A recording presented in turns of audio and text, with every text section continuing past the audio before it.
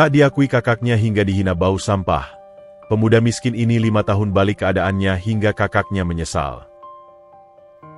Halo sahabat, apa kabar semuanya? Sebelum masuk ke ceritanya, jangan lupa nyalakan subtitle dan subscribe terlebih dahulu ya. Langit di atas kampung nelayan biru terbakar dalam nuansa jingga dan ungu, tanda hari akan segera menyerahkan tahtanya pada malam. Di ujung jalan berbatu yang basah oleh percikan ombak, seorang pemuda berjalan tertatih. Dialah Syahrul, usia 20 tahun, tapi beban hidup membuatnya tampak lebih tua. Di punggungnya yang kurus namun berotot, terhimpit sebuah karung goni yang penuh sesak dengan barang rongsokan. Botol plastik pecah, kaleng bekas minyak, potongan besi yang sudah berkarat, dan kertas-kertas kusut yang basah. Karung itu lebih besar dari tubuhnya, dan talinya mengerat ke bahunya yang hanya dilapisi kaos oblong berlubang. Setiap langkahnya meninggalkan jejak lecet di tanah.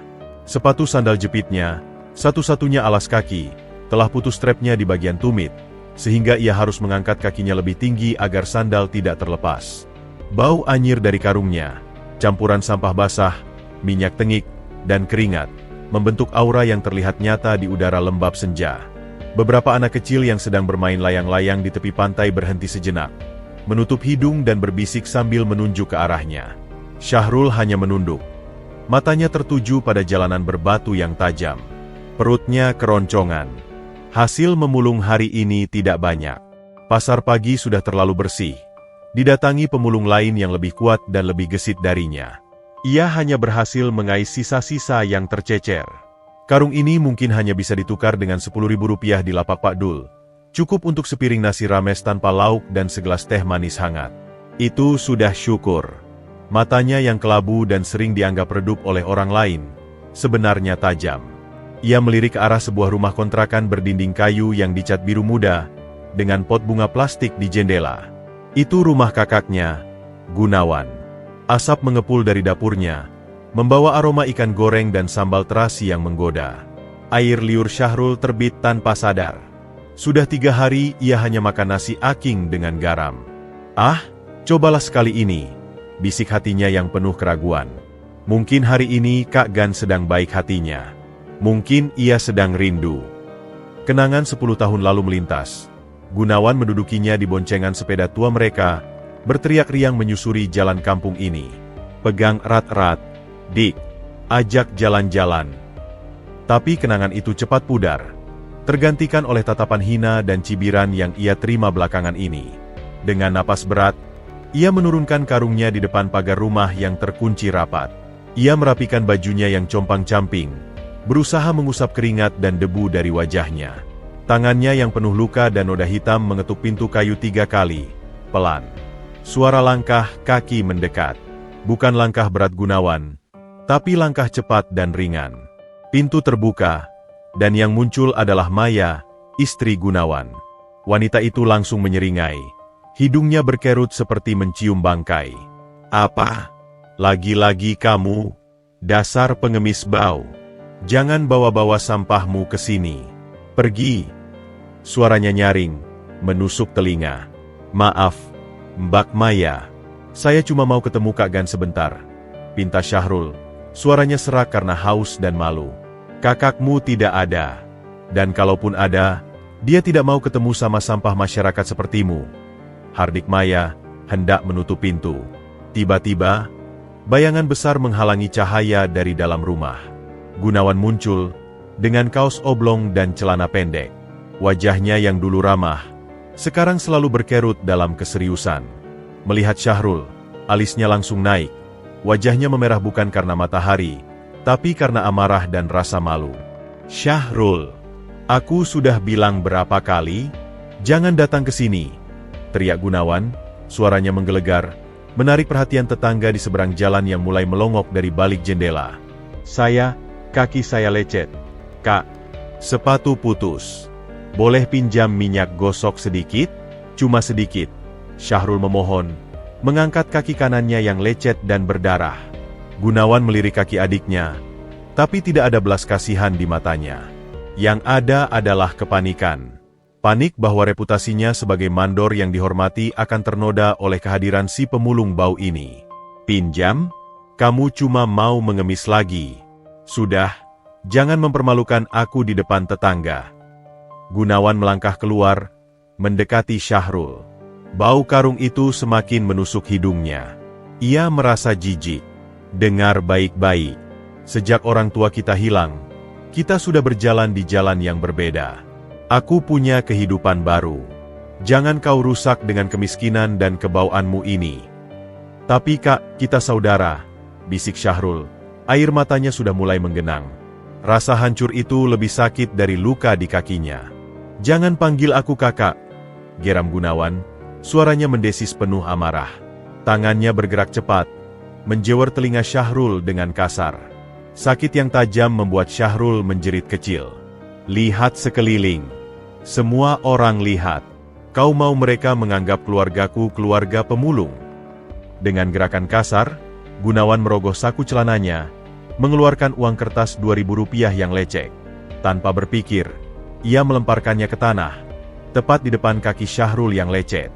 Ambil itu, beli minyak sendiri, dan jangan pernah datang lagi ke sini. Anggap saja kita tidak pernah bersaudara. Uang kertas itu jatuh di atas batu, disapu angin senja yang tiba-tiba berhembus kencang. Saat itulah, sekat terakhir di hati Syahrul pecah. Rasa sakit, malu, dan pengkhianatan itu melebur menjadi sesuatu yang padat dan dingin di dadanya. Air mata yang tadi menggenang, surut kembali. Matanya yang kelabu, tiba-tiba memancarkan cahaya keras yang belum pernah dilihat siapapun, termasuk Gunawan. Dengan gerakan lambat dan penuh martabat yang tersisa, Syahrul membungkuk. Bukan untuk memungut uang itu dengan cepat, tapi dengan sengaja, seolah-olah itu adalah sebuah ritual perpisahan. Ia memungut uang Rp2.000 itu, menyimpannya di saku celana. Lalu, tanpa sepatah kata lagi, ia membalikkan badan. Dia mengangkat karung rongsokannya kembali ke punggung. Beban itu terasa lebih ringan sekarang. Beban persaudaraan yang pahit telah tercabut dari pundaknya. Ia berjalan menyusuri jalan berbatu, menjauhi rumah biru itu, menjauhi kampung halamannya, tanpa menoleh sedikitpun. Gunawan berdiri di depan pintu, melihat punggung adiknya yang semakin mengecil, disantap cahaya senja yang hampir habis. Tiba-tiba, rasa hampa yang aneh mengisi dadanya. Sebuah firasat kecil, seperti bisikan angin malam, menyelinap di hatinya. Ia baru saja membuang sesuatu yang mungkin tak akan pernah bisa ia dapatkan kembali. Maya menarik lengannya. Ayo masuk. Udah mau maghrib. Kotor sekali dia tadi. Gunawan masuk, menutup pintu dengan keras. Tapi gambar punggung Syahrul yang tegar itu membekas di matanya. Ia mencoba mengusirnya dengan marah. Dasar pemalas. Pantas jadi sampah masyarakat. Sementara itu, di gubuk reot di tepi pantai yang bocor, Syahrul duduk di atas tikar anyaman yang sudah bolong. Tangannya memegang erat uang Rp2.000 itu. Di luar, gelombang laut menderu, seakan menggemakan amarah di hatinya. Dengan suara lirih tapi penuh tekad baja, ia berbisik pada kegelapan. Aku akan pergi. Aku akan kembali. Dan ketika itu terjadi, Gunawan, aku tidak akan datang sebagai adikmu yang meminta-minta. Aku akan datang sebagai seseorang yang kau tidak akan bisa lagi memandang rendah. Malam itu, tekadnya mengkristal. Karung rongsokan dan uang Rp2.000 itu adalah modalnya. Luka di hatinya adalah bahan bakarnya. Esok pagi, pemuda bernama Syahrul itu akan menghilang dari kampung nelayan biru, memulai perjalanan yang akan mengubah segalanya. Bus tua itu mengeluarkan suara mendengus pilu sebelum akhirnya diam di terminal kumuh. Syahrul turun. Tubuhnya kaku setelah 8 jam terombang-ambing di jalan berlubang. Uang 2.000 dari Gunawan telah habis untuk tiket bus termurah, tanpa AC, dengan kursi kayu yang membuat seluruh tulangnya berderak. Begitu menginjakan kaki di pelataran terminal, Syahrul disergap oleh kesibukan yang memekakkan telinga. Klakson bersahutan, teriakan calo, tangis anak-anak, dan gemuruh mesin yang tak henti-hentinya. Bau solar, asap knalpot, dan aroma makanan kaki lima yang menggoda berbaur dengan bau keringatnya sendiri yang masih menyisakan aroma laut dan sampah. Kota ini tak ramah. Ia terhuyung-huyung, mata berkunang-kunang, karung rongsokannya di pundak terasa seperti gunung. Malam pertamanya, ia mencari tempat yang agak terlindung. Ia menemukan sebuah kolong jembatan layang yang sudah dihuni oleh beberapa gelandangan lain. Seorang lelaki tua tak bergigi menyambutnya dengan tatapan curiga. "Ini wilayahku, anak muda," geramnya. Syahrul mengulurkan sisa sepotong roti kering yang ia simpan dari perjalanan. Lelaki tua itu melirik, lalu mengambilnya. "Kau bisa tidur di sana, dekat tiang. Tapi hati-hati sama preman malam. Tidur tak mudah datang." Dinginnya beton merasuk hingga ke tulang. Suara kendaraan di atas kepala seperti gemuruh petir yang tak henti.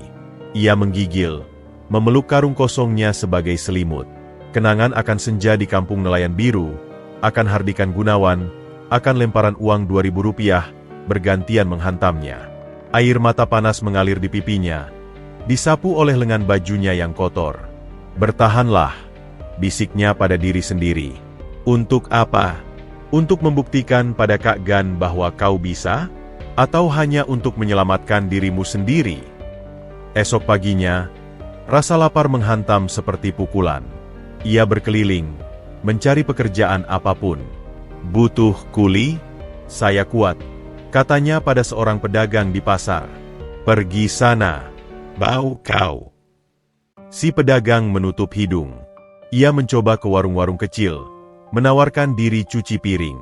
Tapi tatapan curiga dan gelengan kepala selalu menjadi jawabannya. Penampilannya yang lusuh dan baunya yang menyengat adalah tembok yang tak terbendung. Hari ketiga, keputusasaannya memuncak. Ia duduk di pinggir jalan, memandangi sisa-sisa nasi bungkus di got yang dikerubungi lalat. Rasa laparnya begitu hebat hingga ia hampir saja meraihnya. Tapi harga diri terakhirnya menahan. Saat itulah, 3 pemuda berpakaian preman mendatanginya. "Mana, baru ya?" ujar pemimpinnya, tinggi besar dengan tato naga di lengan. "Izin nginep di wilayah kita bayar. 1.000 sehari." "Saya tidak punya uang," jawab Syahrul lirih. "Tidak punya uang." Preman itu mendekat, menghirup udara berlebihan. "Wah, bau khas pemulung nih. Kalau gak ada uang, kita ambil barang jualanmu itu." Tangannya meraih karung kosong milik Syahrul, satu-satunya miliknya selain pakaian yang melekat di tubuh. "Jangan, itu saja yang saya punya," teriak Syahrul, berusaha mempertahankan. "Berani melawan." Preman itu menamparnya keras. 2 kawannya ikut menghajarnya. Pukulan dan tendangan menghujani tubuh Syahrul yang kurus. Ia menjerit kesakitan, berusaha melindungi kepala dengan tangannya. Darah mulai mengalir dari bibirnya yang pecah-pecah. Dunia sekelilingnya berputar. Ia merasa akan mati di tempat, tak dikenal, seperti sampah. "Hei, berhenti!" Suara berat menggema dari ujung jalan. Seorang lelaki paruh baya dengan postur tegap dan wajah berkesan keras berjalan mendekat, membawa tongkat kayu. "Sudah, pergi dari sini!" bentaknya pada para preman. "Mau ikut campur, Pak Tua?" geram preman bertato. "Wilayah Pak Rudi ini bukan buat preman seperti kalian. Saya kenal bos kalian. Mau saya telepon dia?" ancam lelaki bernama Pak Rudi itu, matanya tajam. Para preman itu tampak ragu. Mereka saling pandang, lalu akhirnya mundur sambil menyumpah. "Kau tunggu saja, anak muda," ancam mereka pada Syahrul sebelum pergi. Pak Rudi mendekati Syahrul yang masih tergeletak, memeriksa lukanya. "Bisa bangun." Dengan susah payah, Syahrul bangkit. Seluruh tubuhnya sakit. Terima kasih, Pak." "Kau dari mana? Cari kerja?" tanya Pak Rudi. Matanya mengamati dari ujung kepala sampai kaki. Ia melihat bukan hanya kemiskinan, tapi ada keteguhan di mata pemuda ini yang masih tersisa di balik rasa sakit. "Dari kampung, Pak. Saya mau kerja apa saja," jawab Syahrul sambil menahan rasa pusing. Pak Rudi diam sejenak, seperti mempertimbangkan sesuatu. "Saya punya tempat pengolahan barang bekas. Kecil saja. Butuh tenaga untuk sortir dan angkat-angkat. Gaji tak banyak. Tapi ada tempat tidur di gudang dan makan sehari 2 kali. Mau?" Syahrul tak percaya dengan telinganya. Ia mengangguk cepat. Terlalu cepat hingga kepalanya pusing. "Mau, Pak. Saya kerja keras. Saya jujur." Baik, ikut saya. Pak Rudi membawanya ke sebuah pekarangan tak jauh dari terminal. Itu bukan pabrik, lebih seperti lapak besar yang beratap seng. Tumpukan botol plastik, kardus, besi, dan berbagai rongsokan memenuhi tempat itu. Beberapa pekerja lain, sebagian tampak seusianya, sebagian lebih tua, sedang menyortir dengan cekatan. Ini rumah baru kamu untuk sementara, kata Pak Rudi, menunjuk sebuah gubuk kecil di sudut pekarangan yang terbuat dari papan dan seng. Di dalamnya ada sebuah dipan kayu dengan kasur tipis dan sebuah selimut lusuh. Bagi Syahrul, itu terlihat seperti istana. Hari ini kau istirahat dulu. Besok mulai kerja. Namamu siapa? Syahrul, Pak. Syahrul. Ingat, di sini kita kerja keras. Tapi kita jujur. Tidak ada yang curi-curi. Paham? Paham, Pak. Hari-hari berikutnya, Syahrul menunjukkan dedikasinya. Ia bangun sebelum subuh, membantu menyiapkan sarapan sederhana untuk semua pekerja. Ia belajar menyortir dengan cepat. Yang membuat Pak Rudi terkesan adalah insting aneh Syahrul. Suatu hari, saat memilah botol plastik, Syahrul memisahkan beberapa botol bening yang tampak biasa. "Ini kenapa dipisah?" tanya Pak Rudi. "Ini PET grade A, Pak. Kalau dicampur sama yang lain, harganya turun. Tapi kalau dipisah dan dicuci bersih, bisa dijual 30% lebih mahal ke pabrik daur ulang tertentu," jawab Syahrul dengan yakin. Ia teringat bagaimana dulu, di kampung, ia pernah mendengar obrolan seorang tengkulak barang rongsokan yang sombong memberitahu ayahnya soal hal ini. Pak Rudi mengangkat alis, kagum. "Kau dari mana tahu?" "Saya dulu sering dengar-dengar, Pak." Kemampuan lain Syahrul adalah dengan sentuhan. Ia bisa membedakan jenis logam. Dengan hanya mengetuk-ngetuk atau melihat karatnya, ia bisa membedakan besi biasa, baja, kuningan, atau bahkan aluminium tanpa perlu tes kimia. Dalam sebulan, keuntungan lapak Pak Rudi meningkat karena kualitas sortiran yang lebih baik. Suatu malam, setelah seharian kerja keras, Pak Rudi memanggil Syahrul ke ruang kecil yang berfungsi sebagai kantornya. Ia menghidangkan teh hangat. "Kau punya bakat, Nak. Mata untuk melihat nilai di balik barang yang orang anggap sampah. Itu jarang," kata Pak Rudi. "Aku punya cerita yang mirip denganmu. Dulu aku juga datang ke kota ini tanpa apa-apa. Hanya bedanya, tidak ada yang menolongku. Aku hampir mati kelaparan."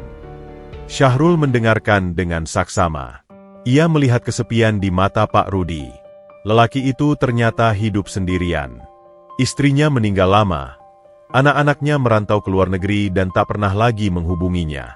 "Kau seperti anak yang tak pernah kupunya," bisik Pak Rudi. Suaranya tiba-tiba serak. "Aku tua, Syahrul. Tempat ini kecil. Tapi ini hasil keringatku bertahun-tahun. Aku ingin ada yang meneruskan, dengan cara yang benar." Syahrul merasa ada ikatan yang mulai tumbuh. Ikatan yang berbeda dengan ikatan darah yang telah mengkhianatinya. Ini ikatan yang dibangun dari rasa hormat dan saling percaya. Di kota yang keras ini, di tumpukan sampah dan rongsokan, ia menemukan sebuah pelabuhan kecil. Dan untuk pertama kalinya sejak meninggalkan kampung halaman, harapan mulai bersemi lagi, kecil namun keras, seperti tunas yang menembus beton. Ia tahu perjalanan masih panjang, tapi setidaknya kini ia punya pijakan. Dan di sudut hatinya, bayangan wajah Gunawan muncul. "Aku belum sampai, Kak. Tapi aku sedang berjalan. Dan suatu hari nanti, kau akan melihat." Sementara angin dingin kolong jembatan mulai terlupakan oleh Syahrul, digantikan oleh kehangatan sederhana di balik tumpukan rongsokan Pak Rudi, kehidupan Gunawan di kampung nelayan biru justru sedang mencapai puncak kemilaunya. Proyek perumahan mewah, taman sejahtera, di pinggir kota, tempat Gunawan bekerja sebagai mandor, berjalan lancar. Kontraktornya, seorang pria tajam bernama Pak Hendro, sangat menyukai Gunawan karena kekerasan kepalanya dan kemampuannya mengatur pekerja.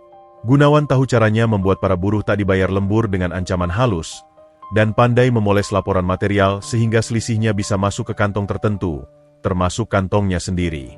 Berkat proyek ini, Gunawan dan Maya pindah dari rumah kontrakan kayu ke sebuah rumah petak semen permanen dengan pagar besi hitam yang ia bangun dengan sombong di depan rumah lama mereka. Ia membeli sepeda motor baru, mencolok berwarna merah, yang selalu diparkir tepat di depan pintu. Maya pun kini tampil dengan perhiasan emas tipis dan sandal kulit imitasi yang membuatnya menjadi buah bibir ibu-ibu tetangga. Lihat itu si Gunawan, anak nelayan miskin, sekarang naik daun. Bisik-bisik mereka penuh iri. Pintar ambil kesempatan. Gunawan menikmati setiap tetes pengakuan itu. Ia melupakan asalnya, melupakan bau ikan asin dan teri kering yang dulu melekat di keluarganya.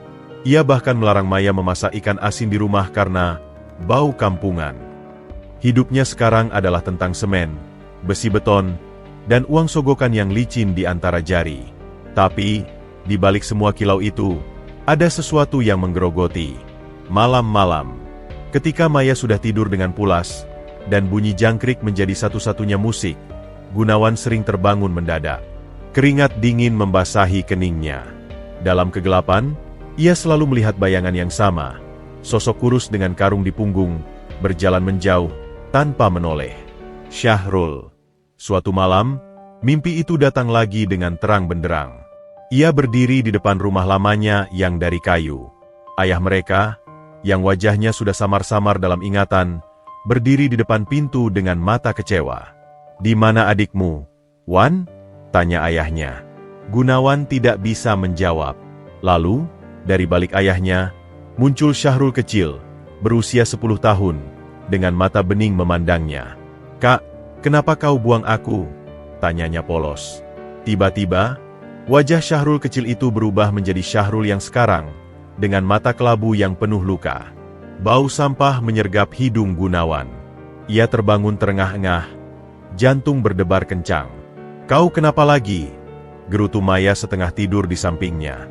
"Mimpi buruk lagi soal adikmu itu? Sudah lupakan saja dia. Dia mungkin sudah mati di kota."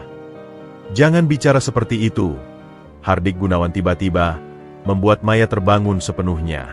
"Loh, sekarang kau membelanya? Kau sendiri yang usir dia seperti anjing." Maya membalikan badan, menyelimuti kepalanya. Gunawan terdiam. Itulah paradoks yang menyiksanya. Dialah yang mengusir, tapi dia pula yang merasa ditinggalkan. Rasa bersalah itu seperti karat, menggerogoti logam kepercayaan dirinya yang tampak kuat. Untuk menekannya, ia mengambil sebotol anggur murah yang ia simpan di bawah tempat tidur. Cairan pahit itu membakar kerongkongannya, mengaburkan bayangan mata Syahrul yang penuh tanya. Ia minum sampai kesadarannya tenggelam, sampai rasa bersalah itu terpendam lagi dalam lumpur alkohol. Esok harinya, ia bangun dengan kepala berdenyut dan mood yang buruk. Di proyek, ia melampiaskannya pada seorang buruh tua yang salah mencampur semen. "Dasar otak udang. Kau kira ini mainan?" teriaknya, mendorong buruh itu hingga hampir terjatuh ke dalam parit fondasi. Para buruh lain menunduk, takut. Mereka tahu Gunawan punya backing dari atasan. Siangnya, Pak Hendro memanggilnya ke kantor darurat di lapangan. "Gan, ada proyek baru. Lebih besar. Perluasan mal di pusat kota. Aku percayakan bagian fondasi dan struktur baja padamu. Bonusnya gede, kalau cepat dan efisien." Pak Hendro mengedipkan mata. Efisien adalah kode mereka untuk pemotongan material dan upah. Gunawan merasa jantungnya berdebar keras. Kali ini karena keserakahan. "Siap, Pak. Pasti efisien. Tapi ada satu hal," lanjut Pak Hendro, wajahnya tiba-tiba serius. "Proyek ini dekat dengan area pengolahan sampah. Ada beberapa lapak rongsokan dan usaha daur ulang liar yang harus dibersihkan. Kau tangani, kasih mereka tekanan, atau kalau perlu, usir dengan cara apapun. Jangan sampai mereka menghambat atau protes soal polusi." Gunawan mengangguk. Ini bukan hal baru. Taktik intimidasi sudah biasa ia lakukan. Tapi, entah mengapa, kata-kata usaha daur ulang liar membuat pikirannya melayang sejenak ke Syahrul. Apa mungkin? Tidak. Mustahil. Adiknya yang lemah itu pasti sudah tenggelam dalam kerasnya kota. "Jangan khawatir, Pak. Saya urus," jawab Gunawan, menepis pikiran itu. Malam itu, bukannya pulang ke Maya, Gunawan menyelinap ke sebuah warung remang-remang di pinggir kota. Di sana, Ia menemui seorang kenalan lamanya, seorang preman setempat bernama Riko. Riko adalah bayangan yang Gunawan gunakan untuk pekerjaan kotor, mengintimidasi pesaing, mengusir warga yang menolak ganti rugi, atau mengamankan area. Ada kerjaan, Riko, kata Gunawan sambil menyodorkan selembar uang sebagai tanda jadi. Area proyek mal baru. Bersihin beberapa lapak rongsokan yang bandel. Bikin mereka kapok. Tapi jangan sampai mati, kasus kita repot. Riko, pria bertato wajah garang, menerima uang itu dengan senyum tak bergigi. Gampang, Bang Gan. Biar saya dan anak buah urus. Bau-bau sampah itu memang harus dibersihin. Kata, bau-bau sampah, itu seperti pisau kecil yang menikam Gunawan. Ia teringat kembali pada senja itu, pada hidungnya yang mengerut, pada uang 2.000 yang ia lempar. Ia gelisah. Cepat kerjain. Aku mau area itu bersih dalam seminggu. Oke, bos. Sepulang dari warung, Gunawan tidak langsung pulang. Ia berjalan ke tepi pantai, mendekati gubuk reot tempat Syahrul dulu tinggal. Gubuk itu sudah hampir roboh diterjang angin laut. Ia berdiri di depannya, perasaan hampa yang aneh kembali menyergap. Apa yang sebenarnya ia cari? Pengampunan? Ia terlalu bangga untuk itu. Mungkin konfirmasi bahwa Syahrul memang telah hilang selamanya, sehingga ia bisa tenang. Dari saku jaketnya, ia mengeluarkan foto lama yang sudah lusuh. Foto itu dari sebelum orang tua mereka hilang. Syahrul kecil, tersenyum lebar dengan gigi ompong, duduk di pangkuan Gunawan yang saat itu masih remaja. Mereka terlihat bahagia. Tanpa sadar, jempol Gunawan mengusap wajah Syahrul kecil di foto itu. Kau seharusnya menurut saja, Dik. Bisiknya pada angin laut yang garang. Kau seharusnya tetap di sini, jadi buruhku, daripada pergi membuat aku seperti ini. Seperti apa? Ia sendiri tak tahu. Kaya? Iya. Diakui? Iya. Tapi ada lubang di dadanya yang tak bisa diisi oleh uang atau pengakuan tetangga. Lubang yang hanya terasa di keheningan malam, atau saat bau sampah tertentu tercium. Ia melipat foto itu kembali, menyimpannya rapat-rapat. Lalu, dengan langkah berat, ia berbalik meninggalkan gubuk itu. Ia memutuskan untuk mengubur rasa bersalahnya lebih dalam lagi. Dendam pada nasib, pada kemiskinan masa lalunya, ia salurkan pada ambisi butanya. Syahrul telah menjadi bahan bakar tanpa ia sadari. Bahan bakar untuk membuktikan bahwa pilihannya untuk mengkhianati darah dagingnya sendiri adalah benar. Ia harus terus maju, lebih kaya, lebih berkuasa, agar penyesalan itu tak pernah punya kesempatan untuk naik ke permukaan. Di kejauhan, laut menggumam, seakan menertawakan kesombongan manusia yang rapuh. Gunawan tak mendengarnya. Ia sudah tenggelam dalam gemerincing imajinasi bonus proyek baru dan desas-desus bahwa ia mungkin akan diangkat sebagai kepala mandor. Kota, dan mal baru yang akan ia bangun, adalah masa depannya. Masa lalu, dan seorang adik bernama Syahrul, adalah sampah yang harus dibuang. Begitulah pikirnya. Tapi api kecil dendam, atau penyesalan, yang ia pendam, suatu hari nanti akan menemukan oksigennya. Dan saat itu datang, tak ada kekayaan atau jabatan yang bisa memadamkannya. 2 tahun berlalu sejak Syahrul pertama kali menginjakan kaki di tempat Pak Rudi. Lapak kecil itu telah berubah. Kini, sebuah plang kayu sederhana bertuliskan, UD. Rudi Makmur, pengolahan daur ulang, terpampang di depan pekarangan. Bangunannya masih semi terbuka, tetapi sudah lebih teratur. Ada area khusus untuk sortir plastik, area untuk besi dan logam, serta gubuk kecil yang kini berfungsi sebagai kantor dengan sebuah meja dan 2 kursi bekas. Syahrul, kini berusia 22 tahun, telah menjadi tulang punggung usaha itu. Wajahnya masih kurus, tetapi otot-ototnya lebih terisi. Matanya yang kelabu tetap tajam, tetapi kini lebih sering menyipit saat berpikir, bukan karena menahan tangis. Pak Rudi, yang kesehatannya mulai menurun, praktis menyerahkan kendali operasional padanya. Aku percaya matamu, Nak, kata Pak Rudi suatu siang, sambil duduk di kursi goyangnya di depan kantor. Kau bisa melihat permata di tumpukan sampah. Aku cuma bisa melihat sampah. Syahrul tersenyum. Hubungan mereka telah melebihi hubungan pekerja dan majikan. bahkan melebihi hubungan antara ayah dan anak. Pak Rudi adalah keluarga barunya, tanah subur di mana tekadnya untuk bangkit bertumbuh. Namun, kedamaian itu mulai terusik. Bisnis daur ulang, yang dulu dipandang sebelah mata, mulai menggiurkan banyak orang. Dan yang paling bermasalah adalah kehadiran perusahaan besar bernama PT Bersih Jaya Lingkungan. Perusahaan ini, yang sebenarnya milik konglomerat hitam yang berkeliaran di proyek-proyek pemerintah, mulai memborong lahan dan usaha daur ulang kecil di sektor kota tempat Rudi Makmur berdiri. Modus mereka sederhana. Tawaran akuisisi dengan harga murah, diikuti intimidasi jika ditolak. Suatu pagi, sebuah mobil pickup double kabin hitam berhenti di depan plang Rudi Makmur. Dua pria berbadan tegap dengan kemeja lengan panjang necis, yang kontras dengan lingkungan sekitar, turun. Mereka adalah staf lapangan PT Bersih Jaya. Yang punya usaha di sini siapa? Tanya salah satunya, suaranya datar. Syahrul, yang sedang memeriksa kualitas segerobak kardus bekas, menghampiri. Saya yang mengurusi, Pak. Ada perlu apa? Pria itu menyodorkan selembar kertas. Kami dari PT Bersih Jaya. Perusahaan kami akan membangun pusat pengolahan sampah terpadu di area ini.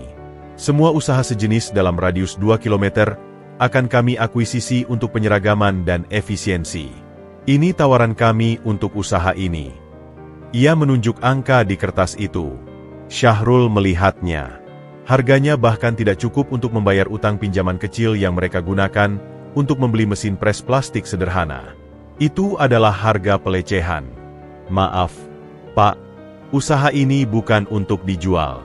Ini sudah seperti rumah bagi kami, jawab Syahrul sopan, namun tegas. Pria itu tersenyum sinis. Rumah? Ini tempat sampah, anak muda. Dengarlah, tawaran ini hanya berlaku seminggu. Setelah itu, situasinya bisa berubah. Area ini akan jadi milik kami, dengan atau tanpa plang kayu itu. Matanya menyapu wilayah Rudi Makmur dengan pandangan merendahkan.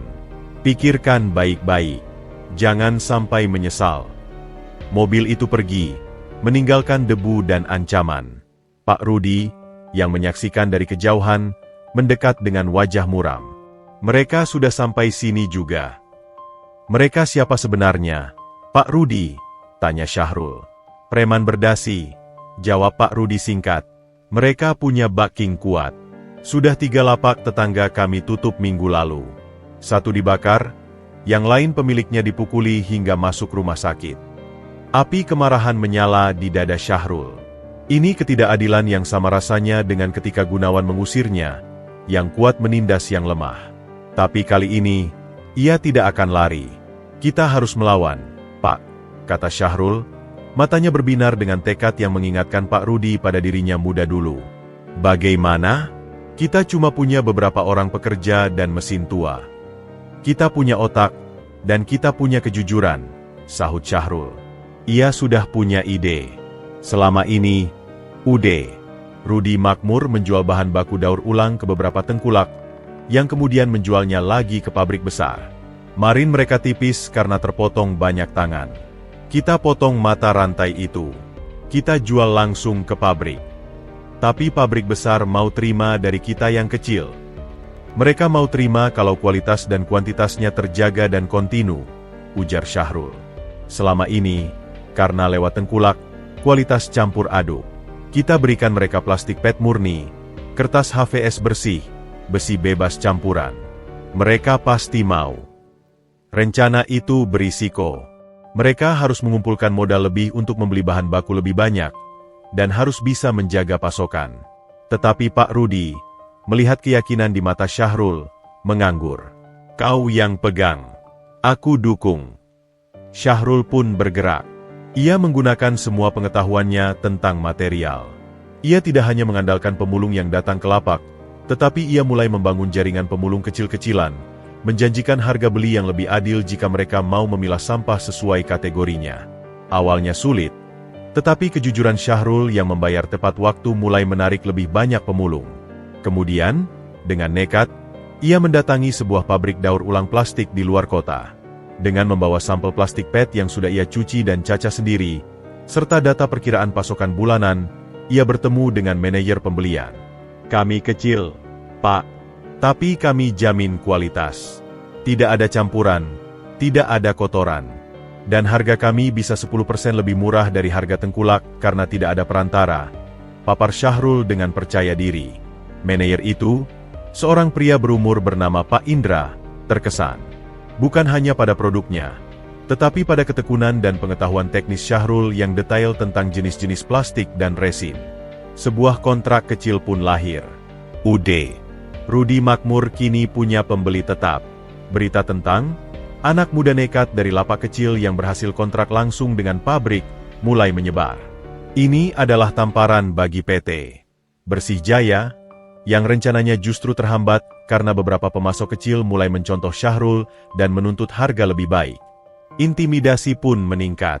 Suatu malam, gerobak sampah yang penuh dengan limbah rumah sakit, infus bekas, jarum suntik, dibuang di depan pintu masuk UD. Rudi Makmur, disertai ancaman tulisan di dinding, "Berhenti orang miskin."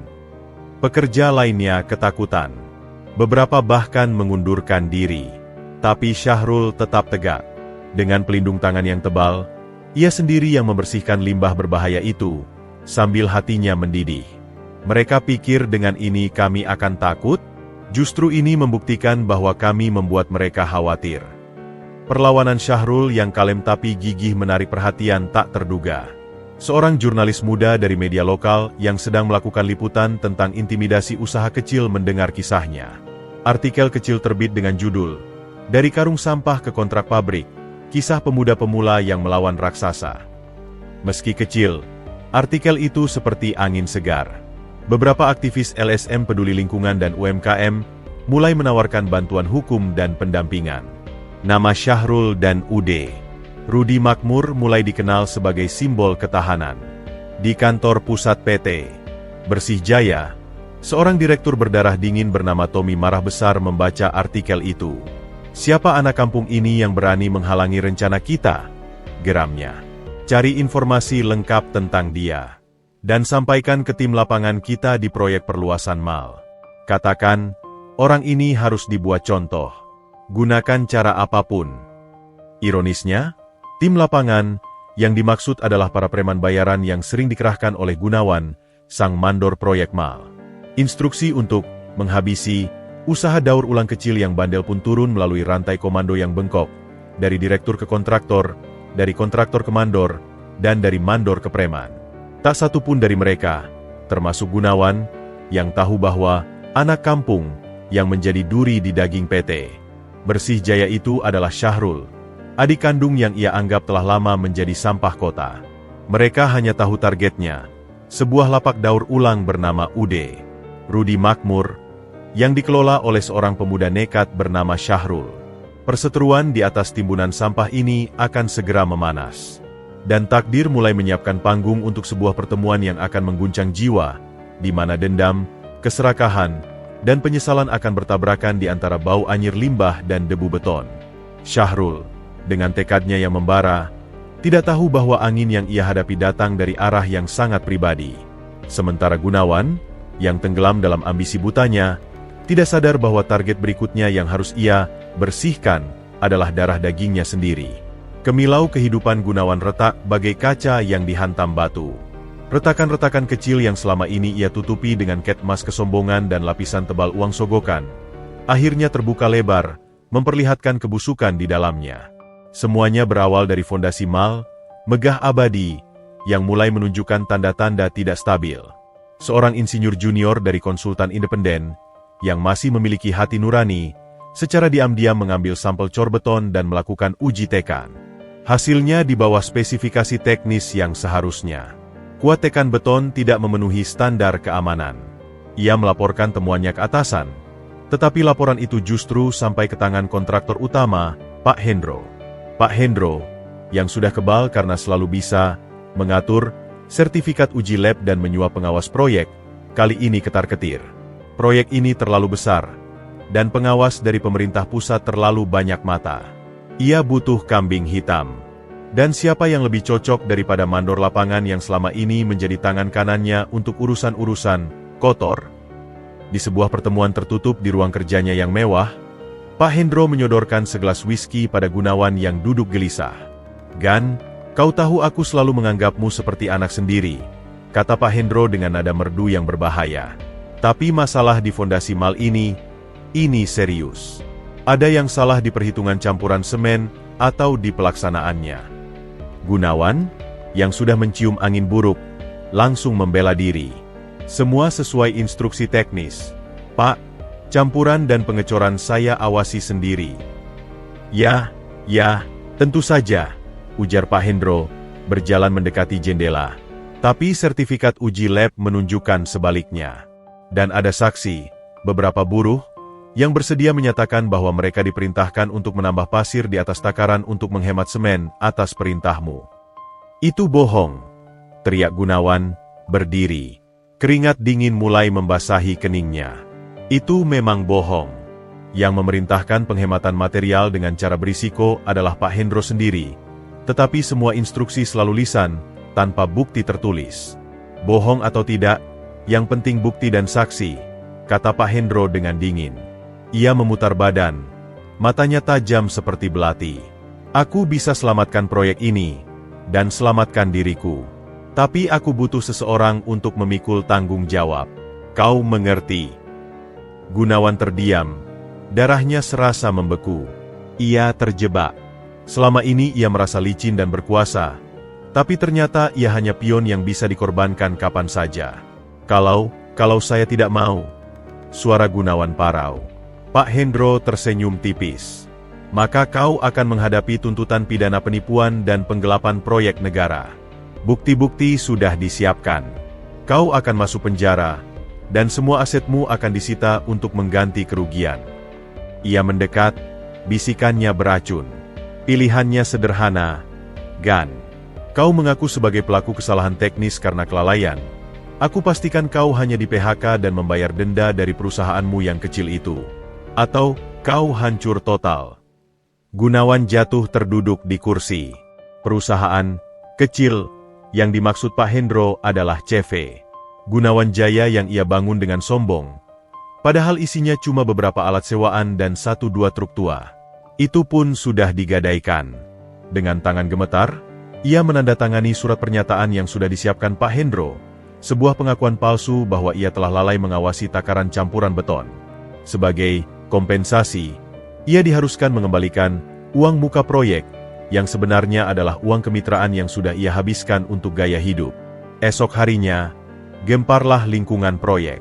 Gunawan, sang mandor yang ditakuti dan disegani, diberhentikan dengan tidak hormat. Berita tentang kecurangan mandor yang membahayakan keselamatan publik sengaja dibocorkan ke grup garp WhatsApp buruh dan subkontraktor.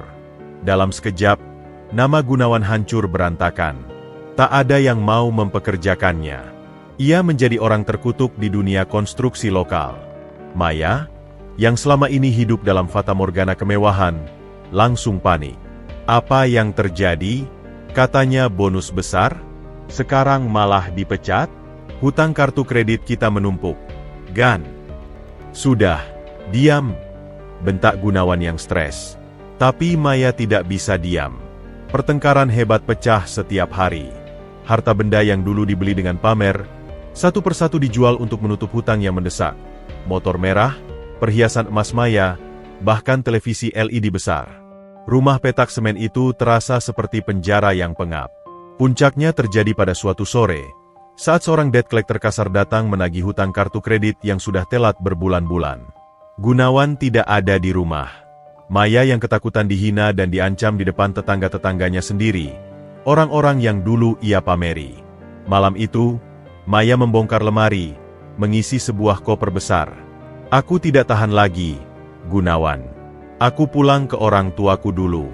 Sampai kau bisa membereskan semua kekacauan ini." "Kau mau tinggalkan aku saat aku jatuh?" tanya Gunawan, suaranya penuh kepahitan. "Kau yang jatuhkan aku dari mimpi indah," balas Maya dengan mata penuh air mata dan amarah. "Dulu kau janji hidup mewah. Sekarang kita lebih buruk dari saat kita masih di rumah kayu. Aku malu." Tanpa menoleh lagi, ia menarik kopernya keluar, meninggalkan Gunawan sendirian di rumah yang hampir kosong. Gunawan benar-benar jatuh.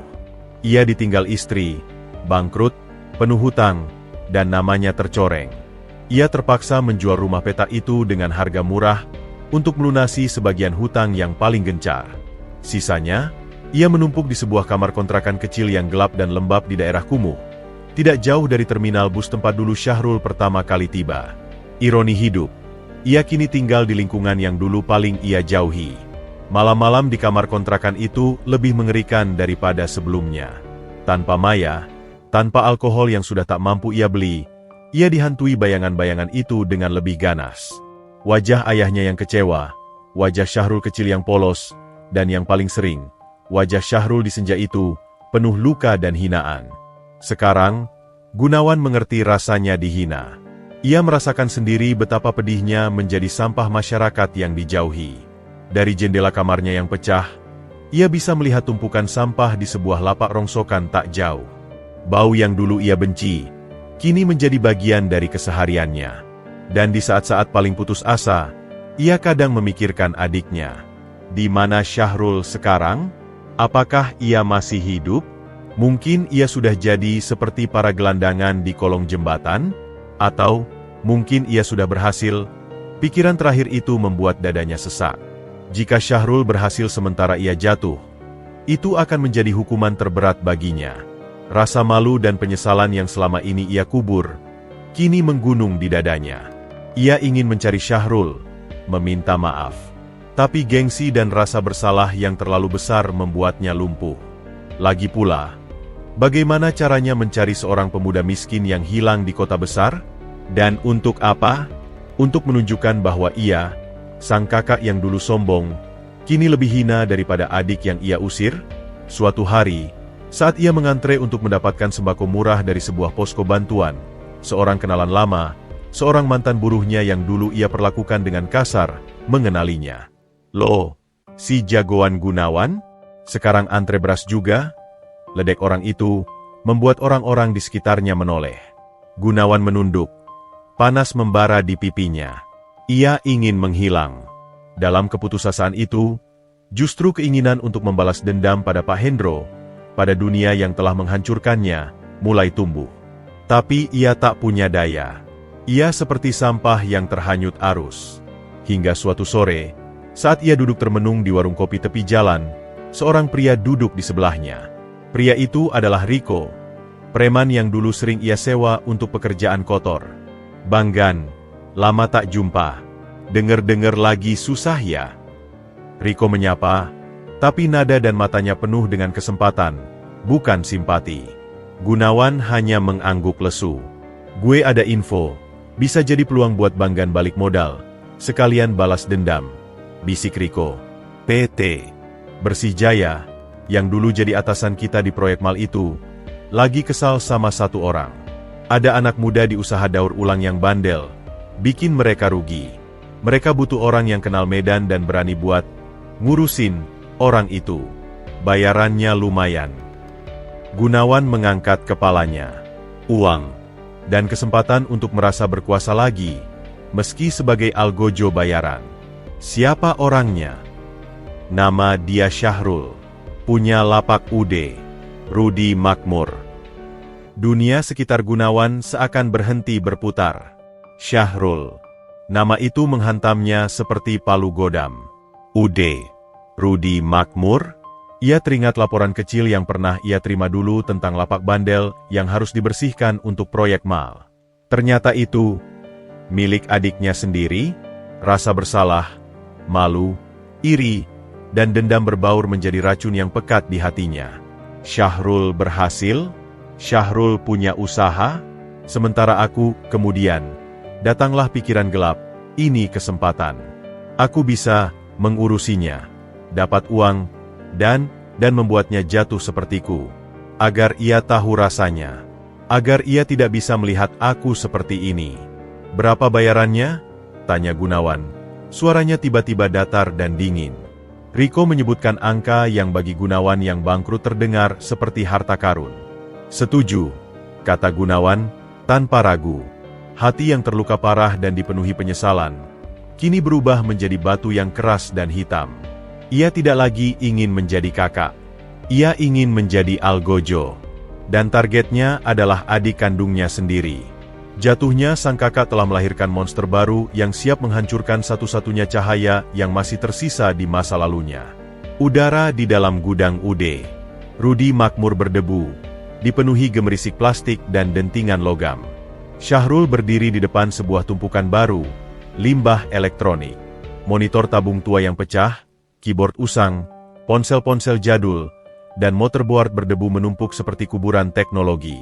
Barang-barang ini biasanya dihindari pemulung karena dianggap rumit dan bernilai rendah.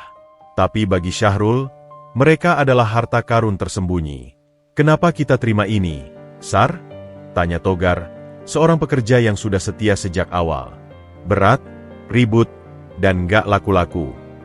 "Belum tentu," jawab Syahrul sambil membungkuk, mengambil sebuah ponsel Nokia tua. Dengan obeng kecil yang selalu ia bawa, ia membuka casing belakang, melepas baterai, dan dengan cekatan melepas papan sirkuit kecil di dalamnya. "Lihat ini, emas.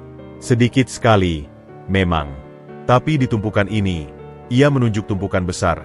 "Kalau kita kumpulkan, bisa jadi lumayan."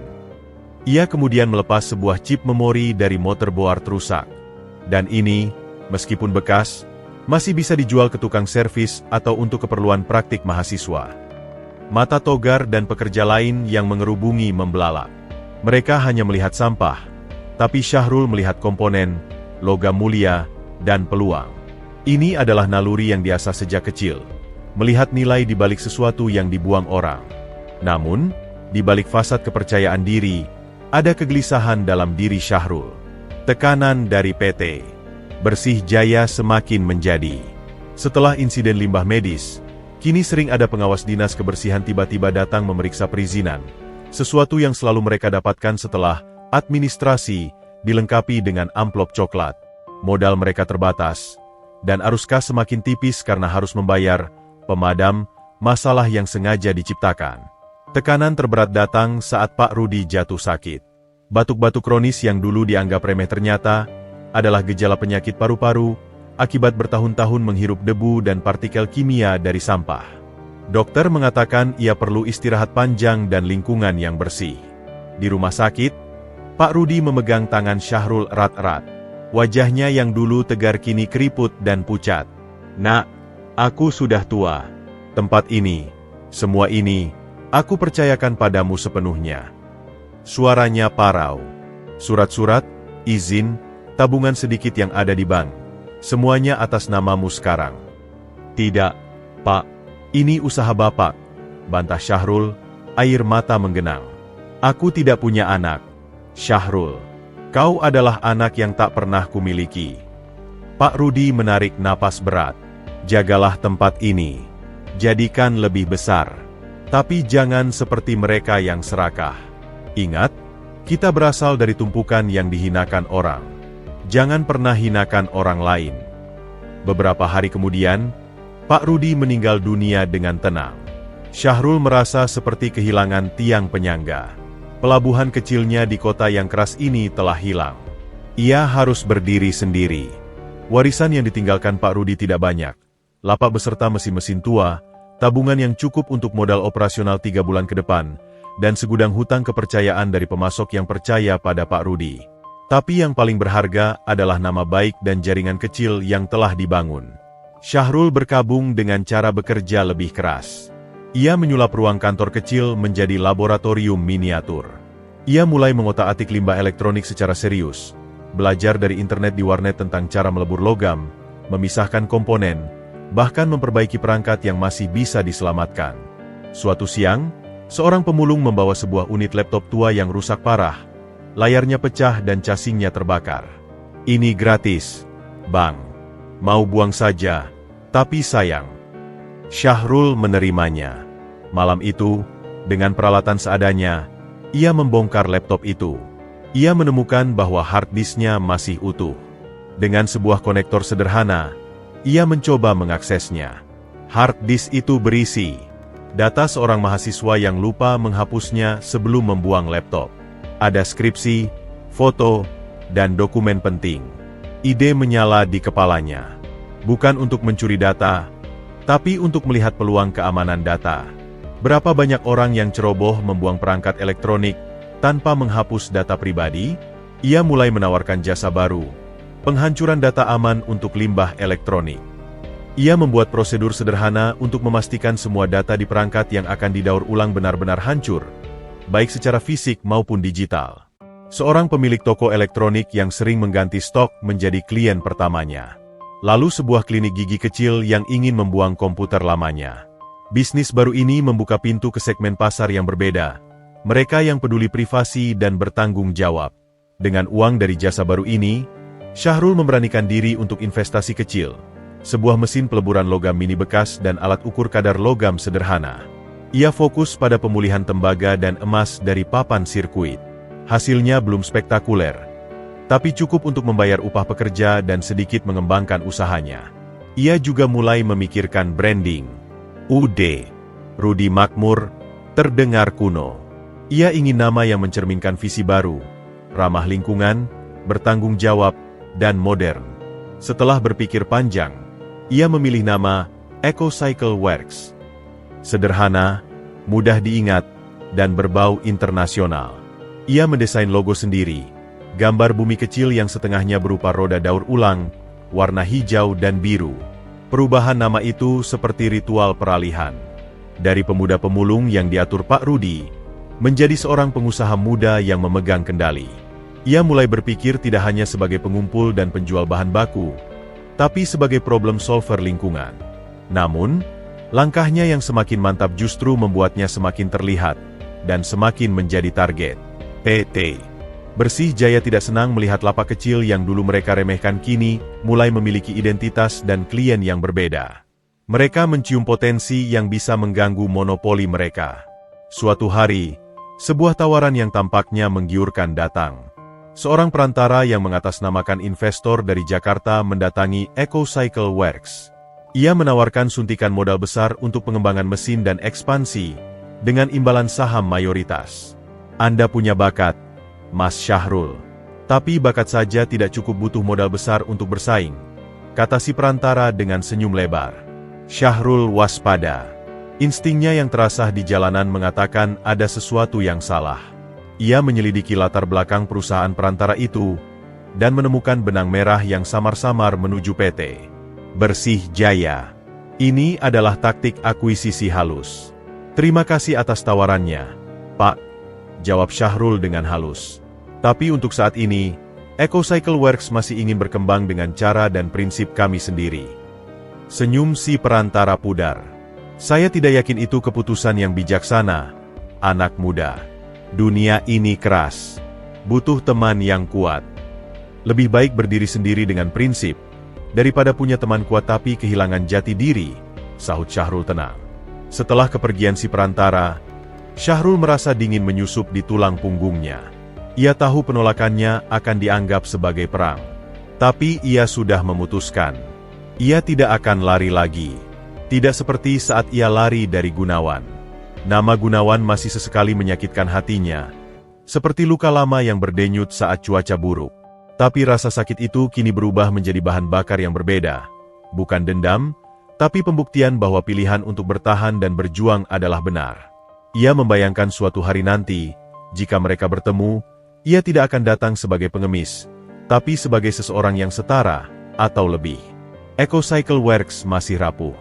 Tetapi di jantung usaha kecil itu, bakat terkubur seorang pemuda yatim bernama Syahrul telah menemukan tanah suburnya. Ia tidak lagi hanya memilah sampah, ia sedang membangun sesuatu dari puing-puing. Dan di kota yang penuh dengan mata yang mengintai kegagalannya, cahaya kecil itu mulai bersinar. Tak peduli seberapa keras angin berusaha memadamkannya. Tantangan terbesar masih menunggu di depan, dalam wujud yang tidak pernah ia duga. Seorang kakak yang telah berubah menjadi musuh dalam bayangan, yang siap menghancurkan cahaya itu dengan tangannya sendiri. Kabut pagi masih menyelimuti kawasan kumuh tempat Gunawan kini tinggal. Bau apek dari selokan dan aroma sampah basah yang mengendap semalaman memenuhi kamar kontrakannya yang pengap. Gunawan terbangun dengan rasa pahit di lidah dan kekosongan yang lebih dalam di dadanya. Pekerjaan terakhirnya sebagai kuli serabutan di pasar baru saja berakhir, karena ia ketahuan mencopet sedikit uang dari hasil jualan majikannya. Hidupnya benar-benar telah mencapai titik nadir. Namun, di tengah keputusasaan itu, benih hitam yang ditanam Rico mulai bertunas. Uang di muka untuk pekerjaan. Menghabisi usaha daur ulang bandel itu telah habis untuk melunasi utang-utang yang paling mendesak dan membeli sebotol miras oplosan yang membuatnya mati rasa. Tapi janji bayaran besar yang akan diterima setelah pekerjaan selesai masih menggantung seperti wortel di depan keledai. Bang Gan, kapan eksekusinya? Atasan nanya nih. Telepon dari Rico pagi itu menggema di telinganya yang masih berdenging. Sabarlah. Gue lagi cari informasi lebih dalam tentang tempat itu, jawab Gunawan kasar, padahal ia sama sekali belum bergerak.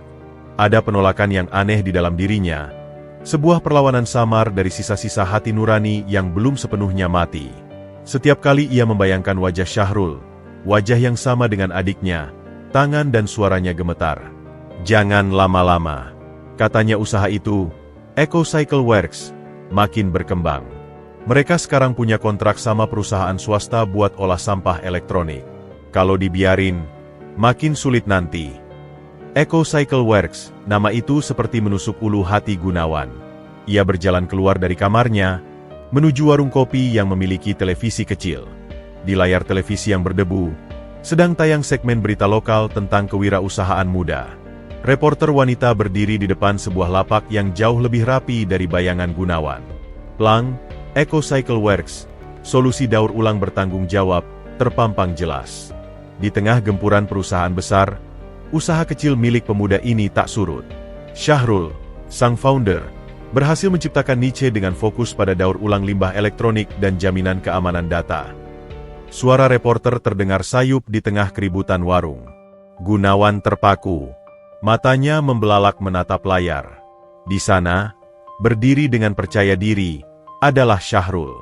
Bukan Syahrul yang kurus dan lusuh dengan karung di punggung, tapi seorang pemuda dengan kemeja lengan pendek sederhana namun rapi, celana jeans bersih, dan sepatu kets yang mungkin bukan merek mahal tapi terlihat baik. Wajahnya lebih berisi. Sorot matanya tajam dan penuh keyakinan saat menjelaskan proses daur ulang pada reporter. Ia terlihat terhormat.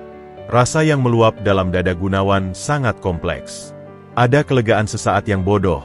Adikku selamat. Bahkan berhasil. Tapi itu segera ditenggelamkan oleh gelombang besar keirian, rasa malu, dan kemarahan yang membakar. Berhasil? Sementara aku? Lihat diriku. Pakaiannya kumal, rambut acak-acakan, hidup dalam kamar berbau pesing. Dan Syahrul, si sampah masyarakat yang ia usir, justru menjadi sorotan televisi. Wah, anak muda sekarang pinter ya. Dari sampah bisa jadi bisnis. Komentar seorang bapak tua di warung sambil menghirup kopi. Orang tuanya pasti bangga, tambah yang lain. Kata-kata itu seperti sabetan cambuk. Orang tua mereka? Ayah mereka pasti lebih bangga pada Syahrul yang berjuang sendiri, daripada pada Gunawan yang mengkhianati saudaranya sendiri. Amarah yang irasional menyala. Ini salahnya. Kalau dulu dia tidak pergi, tidak membuatku merasa bersalah, mungkin hidupku tidak berantakan seperti ini. Pemikiran yang tidak logis itu justru menjadi pembenaran bagi niat jahatnya. Rico, yang melihat perubahan ekspresi di wajah Gunawan, mendekat. Nah, itu dia targetnya. Makin terkenal, makin perlu dijatuhkan. Gimana? Mau mulai? Gunawan mengangguk. Raut wajahnya menjadi batu. Nurani terakhir yang berjuang mati-matian, akhirnya tenggelam dalam lautan dendam dan keputusasaan. Gue mau lihat langsung tempatnya.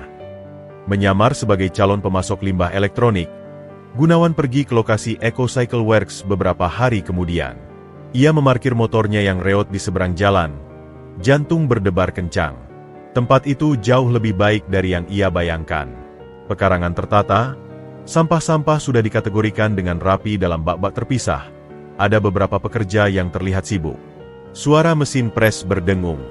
Dan di sana, di tengah lapak, Syahrul sedang membantu mengangkat sebuah kotak berisi monitor.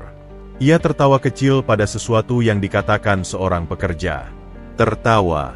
Gunawan tak pernah ingat ia mendengar Syahrul tertawa sejak mereka kecil. Ada kedamaian dan kepuasan dalam wajah adiknya itu yang membuat hatinya teriris. Ini adalah kehidupan yang seharusnya ia lindungi. Bukannya ia hancurkan. Tapi rasa iri itu lebih kuat. Ia melihat kesuksesan itu sebagai cermin yang memantulkan kegagalannya sendiri. Dia pantas menderita seperti aku. Ia kembali menemui Rico dengan tekad yang sudah mengeras. Gue mau dia jatuh tidak cuma secara bisnis, tapi juga reputasinya. Hancurkan namanya di mata publik. Rico menyeringai. Gue punya ide. Ada temen gue yang kerja di media online gosip lokal. Mereka butuh konten sensasional. Kita bikinkan skandal. Mereka merancang rencana busuk. Rico akan menyebarkan fitnah bahwa EcoCycle Works sebenarnya adalah kedok untuk menjual limbah elektronik berbahaya, seperti baterai dan komponen beracun, ke pasar gelap untuk diolah dengan cara yang mencemari lingkungan. Mereka juga akan menyebarkan kabar bohong bahwa Syahrul mempekerjakan anak di bawah umur dan membayar mereka dengan upah yang sangat rendah. Untuk membuatnya lebih meyakinkan, mereka akan memalsukan beberapa bukti foto dan testimoni palsu. Tapi kita butuh orang dalam buat bikin bukti-bukti itu kelihatan nyata, kata Rico. Gunawan teringat pada sesuatu. Saat mengamati dari kejauhan, ia melihat seorang pekerja di EcoCycle Works yang tampak sering mengeluh dan malas-malasan. Ia adalah Togar, yang dulu sempat meragukan limbah elektronik. Gue bisa coba dekatin salah satu pekerjanya. Dengan sisa uang yang ia miliki, Gunawan membeli sebotol minuman keras dan beberapa bungkus rokok. Ia menunggu di luar saat jam pulang kerja. Saat Togar keluar sendirian dengan wajah lelah, Gunawan menghampirinya. Mas, numpang nanya. Saya dengar lagi ada lowongan kerja di tempat daur ulang. Pura-pura Gunawan. Togar menghela napas. Di dalam aja kerjaannya banyak. Bayaran pas-pasan. Mau kerja di sini? Mungkin. Tapi gimana kerjaannya? Adil gak? Togar, yang sedang kesal karena baru saja ditegur Syahrul karena lalai memilah limbah B3, bahan berbahaya dan beracun, mulai curhat. Ya lumayanlah. Tapi bosnya terlalu idealis. Ribet banget aturannya. Limbah sedikit-sedikit harus dipisah, dicatat. Males ah. Gunawan menyodorkan rokok. Nih, buat hilangin stres. Mereka pun mengobrol. Gunawan dengan licin menyelipkan keluhan-keluhan dan memancing Togar untuk mengatakan hal-hal negatif tentang tempat kerjanya. Ia bahkan mengaku sebagai aktivis LSM yang sedang menyelidiki praktik daur ulang kotor. Kalau ada pelanggaran, misal upah di bawah UMR atau buang limbah sembarangan, kita bisa bantu laporkan. Bisa dapat kompensasi, bujuk Gunawan. Togar, yang kepalanya sudah dipengaruhi alkohol dan kekesalan, mulai terpancing.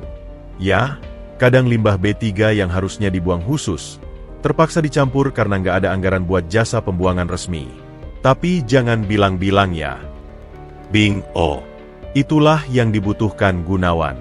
Sebuah pengakuan dari orang dalam, meski dibesar-besarkan. Rencana pun bergulir. Beberapa hari kemudian, sebuah artikel panjang terbit di portal berita gosip lokal dengan judul sensasional, Di Balik Bisnis Hijau, Pencemaran dan Eksploitasi di EcoCycle Works. Artikel itu dilengkapi dengan foto-foto gelap yang seolah-olah menunjukkan pembuangan limbah di sungai, sebenarnya foto lama dari tempat lain, dan testimoni palsu dari mantan pekerja yang diwawancarai secara anonim, suara yang diubah dari rekaman obrolan Gunawan dan Togar yang telah diedit. Efeknya seperti bom. Tagar EcoCycle penipu mulai mencuat di media sosial lokal. Klien-klien kecil mulai menghubungi Syahrul dengan nada cemas. Investor potensial yang sedang dalam pembicaraan mendadak menghilang. Yang paling menyakitkan, beberapa pemulung yang selama ini memasok bahan baku dengan setia mulai ragu-ragu, takut terkait dengan skandal. Syahrul terpukul. Ia berdiri di kantornya yang kecil, membaca artikel fitnah itu berulang-ulang, tangan gemetar. Ini bukan lagi sekadar intimidasi fisik atau birokrasi. Ini serangan yang ditujukan untuk menghancurkan hal yang paling ia jaga, integritas dan nama baiknya. Dan yang paling ia tidak mengerti, siapa di balik semua ini? PT Bersih Jaya? Atau ada yang lebih pribadi? Ia melihat keluar jendela, ketumpukan rongsokan yang telah memberinya kehidupan baru. Tiba-tiba, bayangan wajah Gunawan melintas. Sebuah kenangan pedih. Jangan panggil aku kakak. Kau bukan saudaraku. Bisakah? Bisakah kakaknya sendiri sampai hati melakukan ini? Hatinya menolak. Seburuk-buruknya Gunawan, ia masih saudara darah. Tapi di sudut gelap kota, di balik layar komputer warnet buta, Gunawan sedang memantau hasil karyanya dengan perasaan campur aduk. Ada kepuasan gelap melihat artikel itu viral, tapi juga ada rasa mual yang dalam. Ia melihat foto Syahrul di artikel itu, wajahnya yang tampak bingung dan terluka saat diwawancara reporter lain yang mengejar konfirmasi. Luka di wajah adiknya itu kini adalah buatannya. Ia telah menjadi monster yang dulu paling ia takuti. Riko menepuk punggungnya. Bagus. Kan? Sekarang reputasinya hancur. Tinggal tunggu aja bisnisnya bangkrut.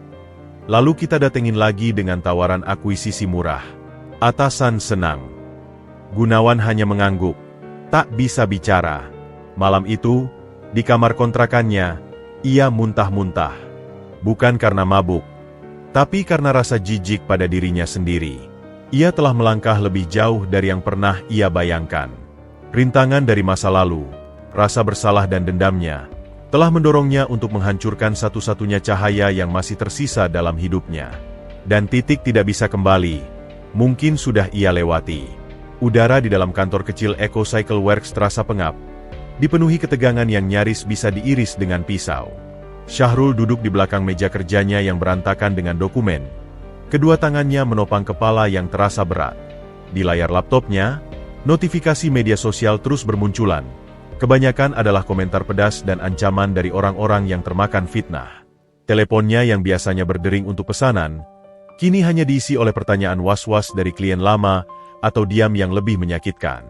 Togar, dengan wajah pucat dan tangan gemetar, berdiri di hadapannya. Sumpah, Bang, gue nggak ngomong kayak gitu. Iya, gue sempat ngeluk orang itu. Tapi gue nggak bilang kita buang limbah sembarangan. Dia nipu gue.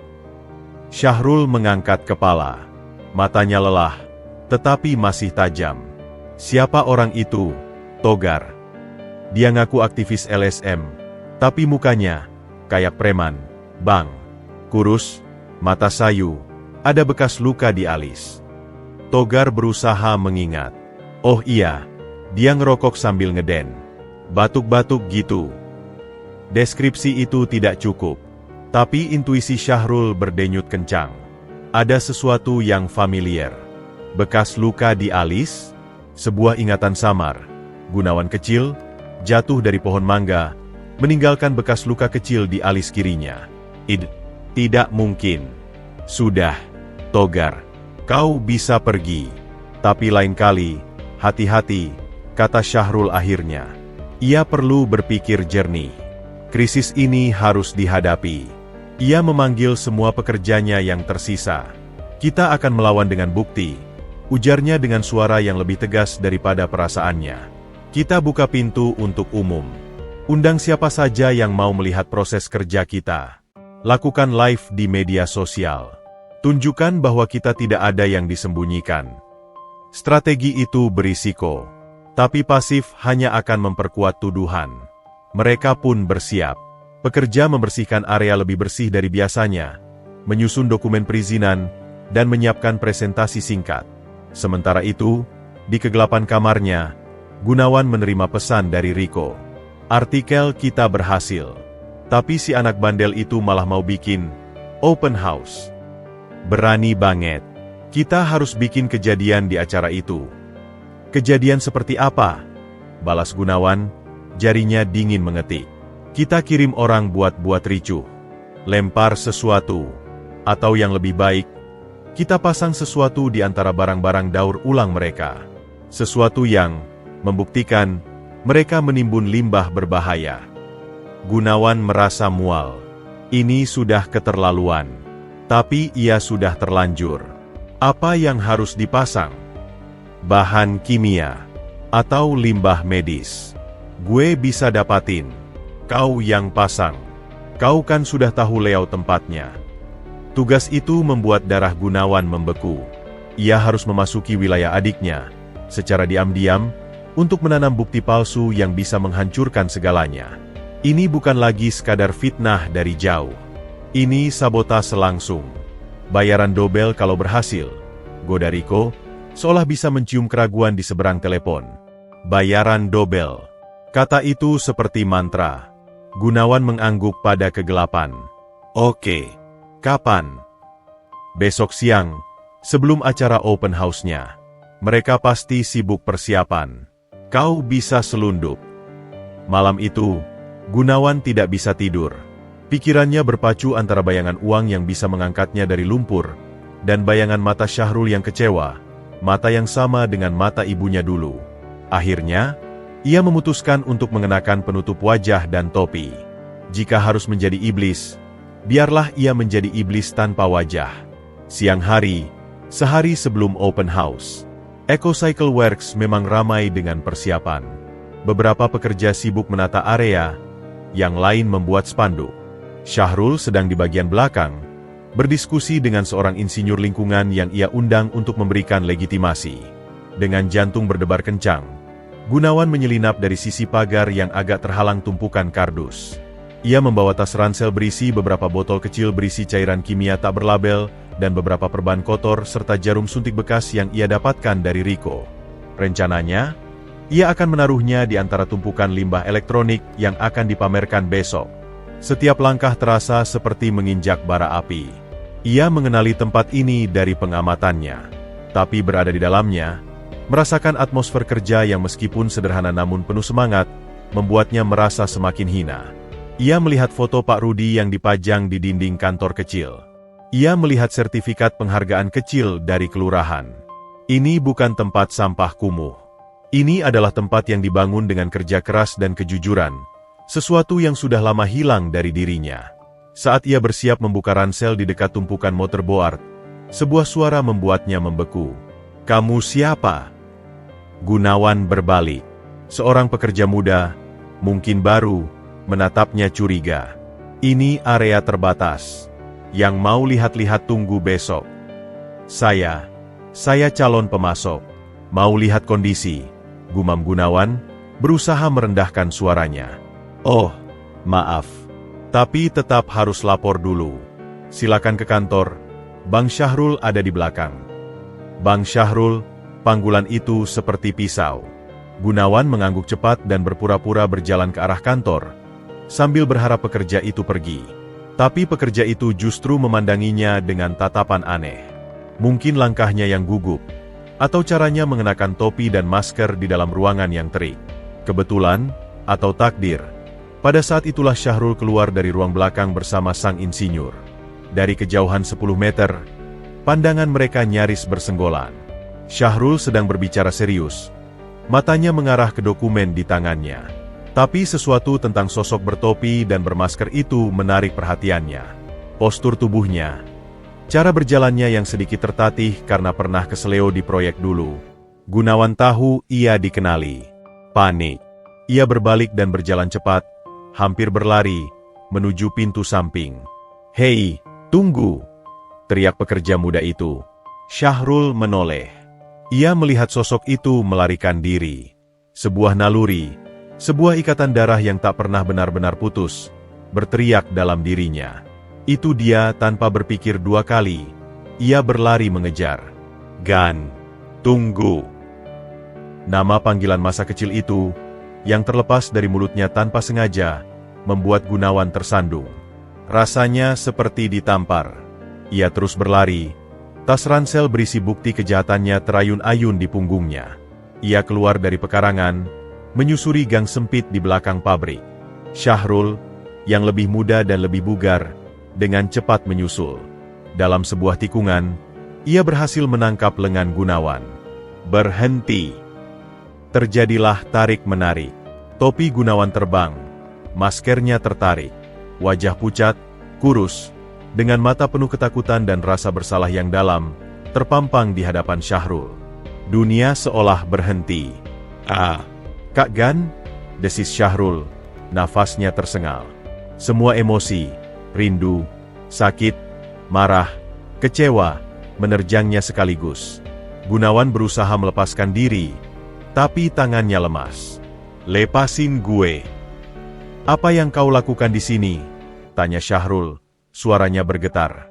Matanya jatuh pada tas ransel yang kini terbuka, mengungkapkan botol-botol kimia dan limbah medis. Mata Syahrul membesar. Ia memahami segalanya dalam sekejap. Fitnah, rencana sabotase. Semua datang dari kakaknya sendiri. Rasa sakit itu begitu hebat. Lebih menyakitkan daripada pukulan preman atau hinaan manapun. Ini semua, kau? Ucapnya pelan, tak percaya. Gunawan tak bisa menjawab. Air mata membanjiri matanya. Rasa malu dan penyesalan yang selama ini ia pendam meledak menjadi isakan yang tak terbendung. Ia jatuh berlutut di tanah kotor gang itu. Maaf, Dik. Aku. Syahrul mundur selangkah, seperti menghindari sesuatu yang berbahaya. Wajahnya yang penuh kepercayaan tadi, sekarang hancur berantakan. Kenapa? Kenapa kau lakukan ini? Apa salahku sampai kau mau menghancurkan hidupku?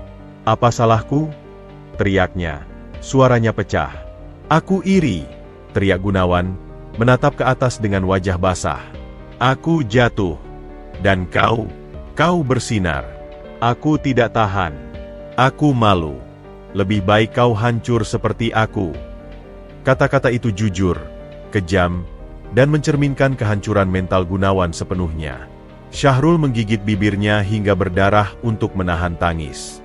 Di depannya bukan lagi kakak yang ditakutinya, tapi seorang pecundang yang hancur, lebih hancur daripada dirinya dulu. Tapi itu tidak membuat sakitnya berkurang.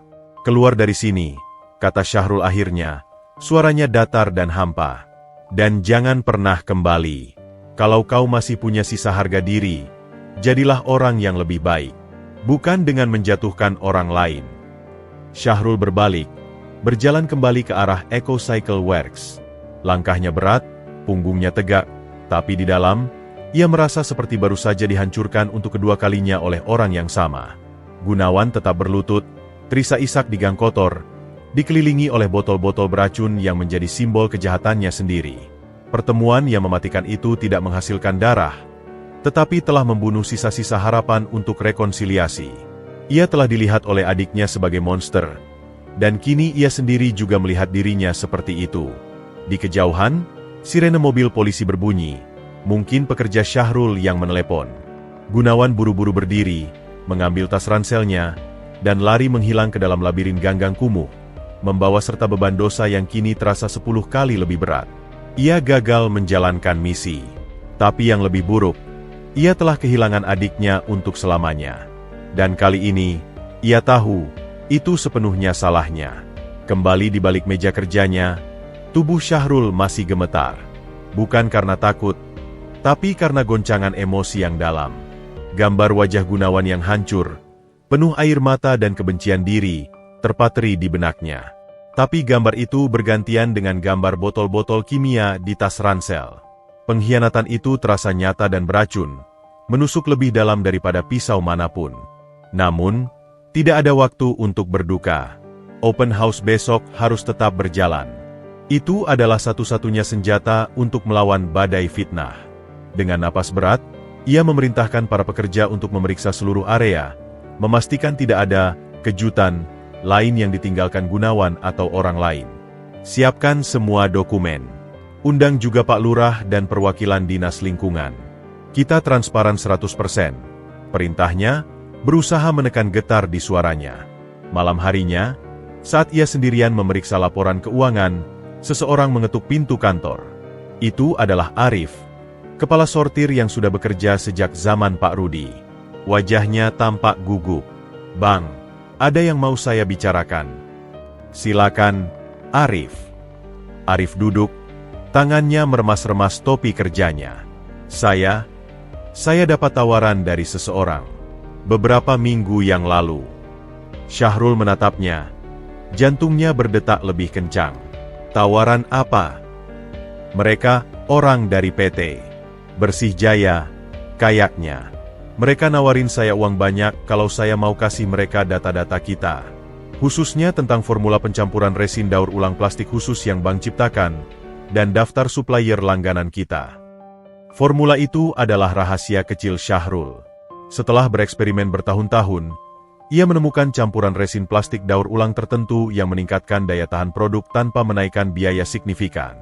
Itu adalah keunggulan kompetitif EcoCycle Works. Dan, tanya Syahrul, suaranya tegang. Dan saya tolak. Bang. Sumpah. Arif berkata cepat. Tapi saya lihat Agus, dari bagian logistik, sering diam-diam telepon belakangan ini. Dan kemarin, saya lihat dia foto-foto dokumen di gudang pakai HP-nya. Agus. Pria berusia 30-an yang selalu cekatan dan ramah. Dia adalah orang yang diangkat Syahrul karena terlihat sangat antusias dan punya ide-ide bagus untuk efisiensi. Apakah kau yakin? Desis Syahrul. Tidak 100%, Bang. Tapi hati-hati saja. Syahrul mengangguk perlahan. Terima kasih, Arif. Jaga ini di antara kita dulu. Setelah Arif pergi, Syahrul merasa lelah yang amat sangat. Ia dikelilingi musuh dari luar, dan sekarang mungkin ada musuh dari dalam. Tapi ia harus tetap kuat. Ia memasang sistem keamanan kamera kecil tambahan di area gudang dan kantor malam itu juga, dengan rekaman tersembunyi. Hari H. Open House EcoCycle Works. Halaman EcoCycle Works dipadati orang. Ada warga penasaran, beberapa klien, perwakilan media, aktivis, dan juga, tidak bisa dihindari, beberapa wajah yang terlihat sinis dan mengamati dengan saksama. Syahrul, dengan kemeja putih sederhana, menyambut tamu dengan senyuman yang tulus meski berat. Presentasi berjalan lancar. Ia menunjukkan setiap tahap proses, dari sortir, pembersihan, penghancuran data untuk elektronik, hingga proses daur ulang plastik dan logam. Ia bahkan mengundang seorang ahli kimia independen untuk mempresentasikan analisis limbah keluaran mereka yang terbukti aman. Saya di sini membuka semua pintu. Tidak ada yang disembunyikan. EcoCycle Works dibangun atas dasar kejujuran dan tanggung jawab, kata Syahrul di depan para tamu, matanya tanpa tedeng aling-aling memandang ke arah beberapa orang yang dicurigainya dari PT Bersih Jaya. Tiba-tiba, saat sesi tanya jawab, seorang pria dengan kemeja lengan panjang, salah satu staf PT Bersih Jaya yang dulu datang, berdiri. Mas Syahrul, sangat mulia presentasinya. Tapi bagaimana dengan laporan bahwa Anda mempekerjakan anak di bawah umur dan membuang limbah B3 ke saluran air? Apakah itu juga bagian dari kejujuran Anda? Suasana hening seketika. Semua mata tertuju pada Syahrul dan si penanya. Syahrul menarik napas. Saya sudah mengeluarkan pernyataan resmi dan data untuk menyangkal semua tuduhan itu. Di sini, Anda bisa melihat sendiri tidak ada anak di bawah umur. Untuk limbah B3, ia berjalan ke sebuah area khusus yang terkunci. Kami punya kemitraan dengan perusahaan berizin untuk penanganannya. Semua ada dokumentasinya. Justru saya ingin bertanya, apakah pihak yang menyebar fitnah itu berani datang ke sini dan menunjukkan bukti konkret di depan kita semua? Tantangan itu menggantung di udara. Pria itu tersenyum kecut dan duduk tanpa menjawab. Open house itu bisa dibilang sukses mengembalikan sedikit kepercayaan. Beberapa artikel positif muncul. Tapi kerusakan yang telah ditimbulkan oleh fitnah sebelumnya tidak bisa hilang dalam sehari. Beberapa klien besar masih ragu. 2 hari setelah open house, bencana yang ditakutkan Syahrul terjadi. Seorang klien utama, pabrik mainan yang membeli resin daur ulang mereka, menelepon dengan marah. Mas Syahrul, kami terima sampel resin dari perusahaan lain. Spesifikasinya persis seperti punya kalian, bahkan lebih murah 20%. Mereka klaim punya formula yang sama. Apakah kalian jual rahasia formula ke pesaing? Syahrul merasa dunia berputar. Tidak mungkin, Pak. Itu formula eksklusif kami. Ya, tapi sekarang PT Bersih Jaya punya produk yang sama persis. Mereka bahkan menyebutnya Eco Resin Plus, mirip dengan nama kalian. Setelah menutup telepon, Syahrul langsung memeriksa rekaman kamera tersembunyi. Dengan hati berdebar, ia memutar rekaman dari 3 malam terakhir. Malam pertama, normal. Malam kedua, ada yang bergerak. Pukul 2.17 dini hari, seorang pria memasuki kantor dengan kunci sendiri. Di bawah cahaya lampu darurat yang redup, wajahnya jelas, Agus. Dia membuka laptop Syahrul, yang meski di password, Ternyata Agus pernah melihat Syahrul memasukkan passwordnya. Agus mengkopi beberapa file, termasuk folder bertajuk Formula ERND. Lalu, dia mengambil foto beberapa dokumen kontrak supplier utama dengan ponselnya. Prosesnya tidak lebih dari 15 menit. Pengkhianatan itu tertangkap jelas. Rasa sakit karena dikhianati orang kepercayaan hampir menyamai rasa sakit karena dikhianati keluarga. Tapi sekarang bukan saatnya terluka. Ia harus bertindak. Syahrul memanggil Agus ke kantor. Sementara dua pekerja lain yang dipercaya ia suruh berdiri di luar. "Ada apa, Bang?" tanya Agus, masih dengan senyum ramahnya yang sekarang terlihat sangat palsu. Syahrul tanpa bicara memutar rekaman di laptopnya. Wajah Agus berubah pucat seketika. Senyumnya lenyap. "Bang, saya terpaksa. Mereka ancam keluarga saya. Istri saya hamil. Mereka bilang." "Jangan," potong Syahrul, suaranya dingin. "Kau punya pilihan. Kau bisa datang padaku. Kita hadapi bersama. Tapi kau memilih uang mereka." Syahrul mengeluarkan selembar kertas. "Ini surat pernyataan pengakuanmu. Tanda tangani, dan keluarlah dari sini. Aku tidak akan laporkan ke polisi untuk sekarang. Tapi kalau ada lagi gangguan dari PT Bersih Jaya yang menggunakan data curian itu, surat ini akan jadi bukti pertama." Agus, dengan tangan gemetar, menandatanganinya. Ia keluar dengan kepala tertunduk, diiringi cibiran pekerja lain yang sudah tahu. Tapi kerusakan sudah terjadi. Formula dicuri. Supplier dicuri. EcoCycle Works kini berada di ujung tanduk. Arus kas menipis karena banyak klien yang membatalkan kontrak, beralih ke PT Bersih Jaya yang menawarkan harga lebih murah dengan produk yang sama. Malam itu, Syahrul duduk sendirian di kantor yang gelap. Rasa lelah, kesepian, dan kepahitan menyesaknya. Ia memikirkan Pak Rudi. "Maaf, Pak. Sepertinya saya tidak bisa menjaganya." Ia memikirkan Gunawan. "Inikah yang kau inginkan, Kak? Melihat aku hancur total." Dia hampir menyerah.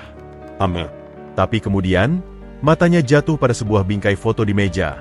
Foto dirinya dan Pak Rudi, berdiri di depan tumpukan rongsokan yang baru datang, tersenyum lebar. Ada tulisan di bawah foto, tulisan tangan Pak Rudi, "Bermula dari sampah, tetapi tidak berakhir sebagai sampah." Kata-kata itu seperti suntikan adrenalin. Tidak, ia tidak akan berakhir sebagai sampah. Tidak seperti ini. Dengan sisa energi, ia mulai berpikir. PT Bersih Jaya mencuri formula lamanya. Baik. Itu berarti mereka berpikir itu adalah senjata terhebatnya. Mereka salah. Formula itu sudah ia tingkatkan lagi 2 bulan yang lalu, tetapi belum diproduksi massal karena butuh modifikasi mesin. Mereka mencuri versi lama. Dan supplier, mereka bisa merebutnya dengan harga murah karena punya modal besar. Tapi hubungan baik tidak bisa dibeli. Ia masih punya hubungan personal dengan banyak pemulung kecil dan menengah yang setia karena diperlakukan adil. Perang media, mereka menyerang dengan fitnah. Ia akan melawan dengan fakta yang lebih keras, lebih transparan, dan dengan cerita yang menyentuh. Cerita tentang seorang yatim yang membangun sesuatu dari nol, dikhianati dari dalam, dan diserang oleh raksasa serakah. Orang mungkin ragu pada klaim bisnis, tetapi mereka sering berpihak pada underdog dengan cerita nyata. Dia mengambil ponselnya, menelepon seorang teman yang bekerja di media nasional yang lebih terpercaya. "Saya punya cerita, tidak hanya tentang bisnis, tapi tentang pengkhianatan, ketahanan, dan perjuangan melawan korporasi rakus. Mau dengar?" Di saat yang sama, ia mulai merancang formula baru yang lebih baik, dan menyiapkan proposal kemitraan yang lebih adil untuk para pemasok kecil, memberikan mereka margin yang lebih baik dengan sistem bagi hasil. Perang mungkin baru saja dimulai dengan babak yang kejam. Tapi Syahrul telah memutuskan, ia tidak akan lari lagi. Ia akan berdiri, menggunakan setiap batu sandungan. Pengkhianatan Agus, fitnah media, bahkan kehancuran akibat Gunawan, sebagai pijakan untuk melompat lebih tinggi. Musuh-musuhnya mengira mereka sedang menguburnya. Mereka tidak sadar, mereka justru memberinya tanah yang lebih keras untuk membangun fondasi yang tak tergoyahkan. Dan kali ini, Ia tidak akan berjuang sendirian. Kebenaran dan kejujuran, meski lambat, akan menjadi sekutunya. Jingga senja menyapu ruang redaksi media nasional tempat Riani, jurnalis senior yang dikenal dengan reportase investigasinya, menatap layar komputernya dengan wajah serius. Di depannya, Syahrul duduk dengan postur tegap, meski lingkaran hitam di bawah matanya mengisyaratkan beban yang ia tanggung. Di antara mereka, tersebar bukti-bukti, rekaman video pengakuan Agus, dengan wajah yang diblur, dokumen perbandingan formula resin, transaksi mencurigakan antara PT Bersih Jaya dan Agus yang berhasil dilacak oleh hacker etis yang disewa Syahrul, serta rekaman suara tersamar dari seorang informan di dalam PT Bersih Jaya yang membocorkan taktik mereka. Ini kuat, Syahrul, gumam Riani, mengangkat sebuah dokumen. Tapi kita harus hati-hati. PT Bersih Jaya punya pengacara ulung dan koneksi politik. Satu kesalahan kecil, kita bisa digugat habis-habisan. Saya siap mengambil risiko, jawab Syahrul dengan tenang yang dipaksakan. Mereka tidak hanya mencuri dan memfitnah. Mereka meracuni lingkungan dengan membuang limbah B3 secara ilegal, sesuatu yang justru mereka tuduhkan pada saya. Saya punya koordinat lokasi pembuangan liar mereka, dan foto-foto dari drone yang saya sewa. Riani mengangkat alis, terkesan. Kau serius ingin membawa ini ke ranah hukum juga? Saya sudah berkonsultasi dengan lebih. Mereka bersedia mendampingi. Tapi sebelum gugatan, cerita ini harus terpublikasi. Agar publik tahu siapa sebenarnya yang hijau, dan siapa yang hanya cat hijau di atas lubang hitam. Riani mengangguk perlahan. Sebuah pertarungan David melawan Goliat di era digital. Ini adalah cerita besar.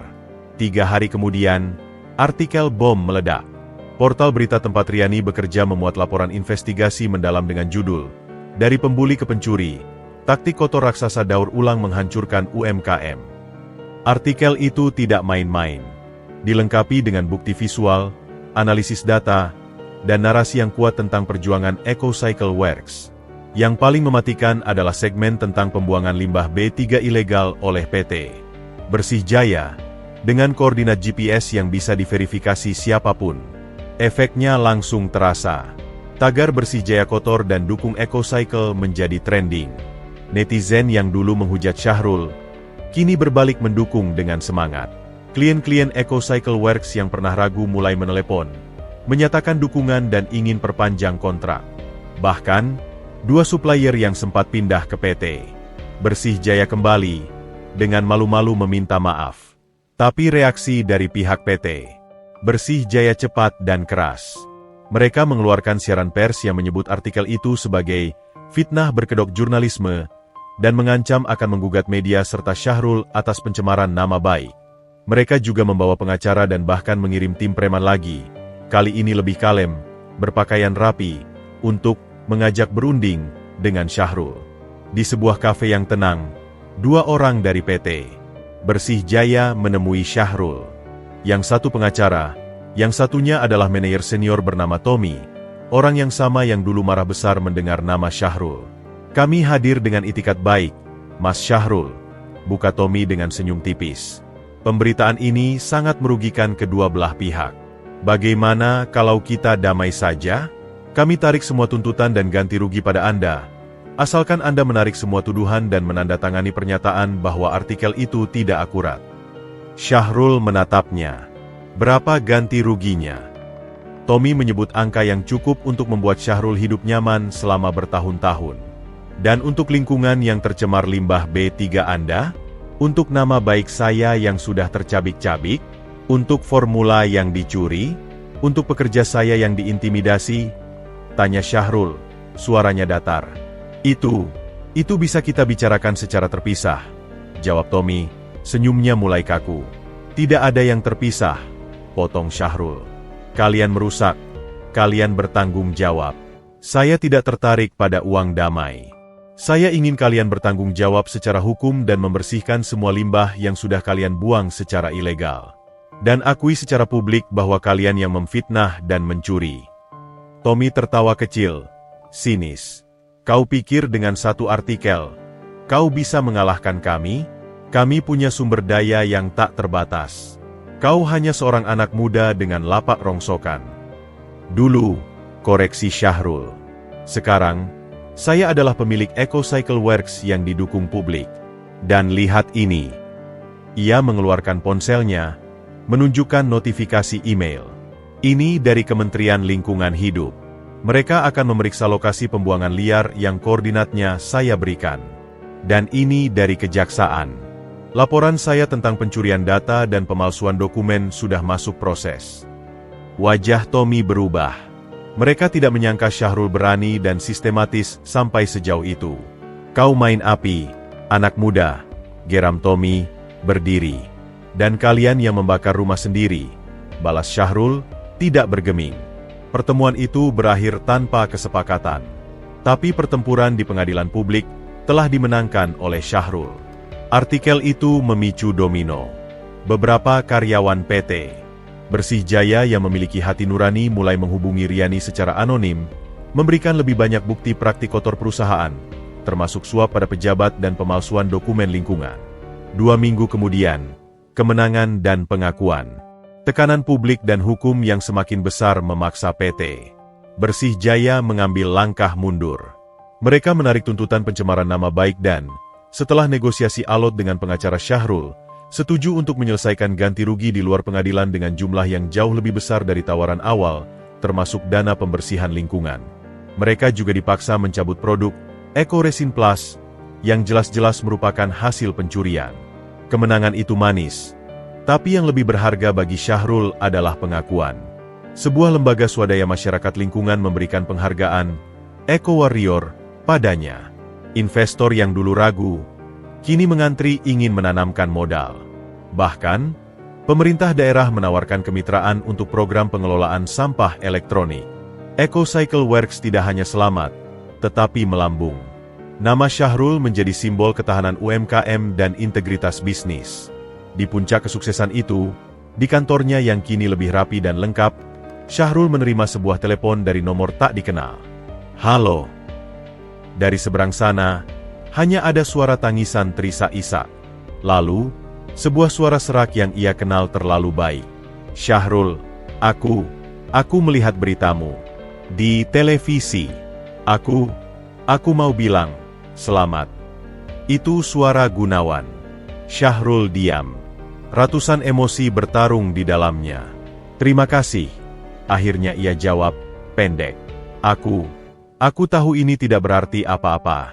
Tapi, aku minta maaf. Untuk segalanya. Aku tidak layak disebut kakak. Suara Gunawan pecah. Kebenaran telah terungkap.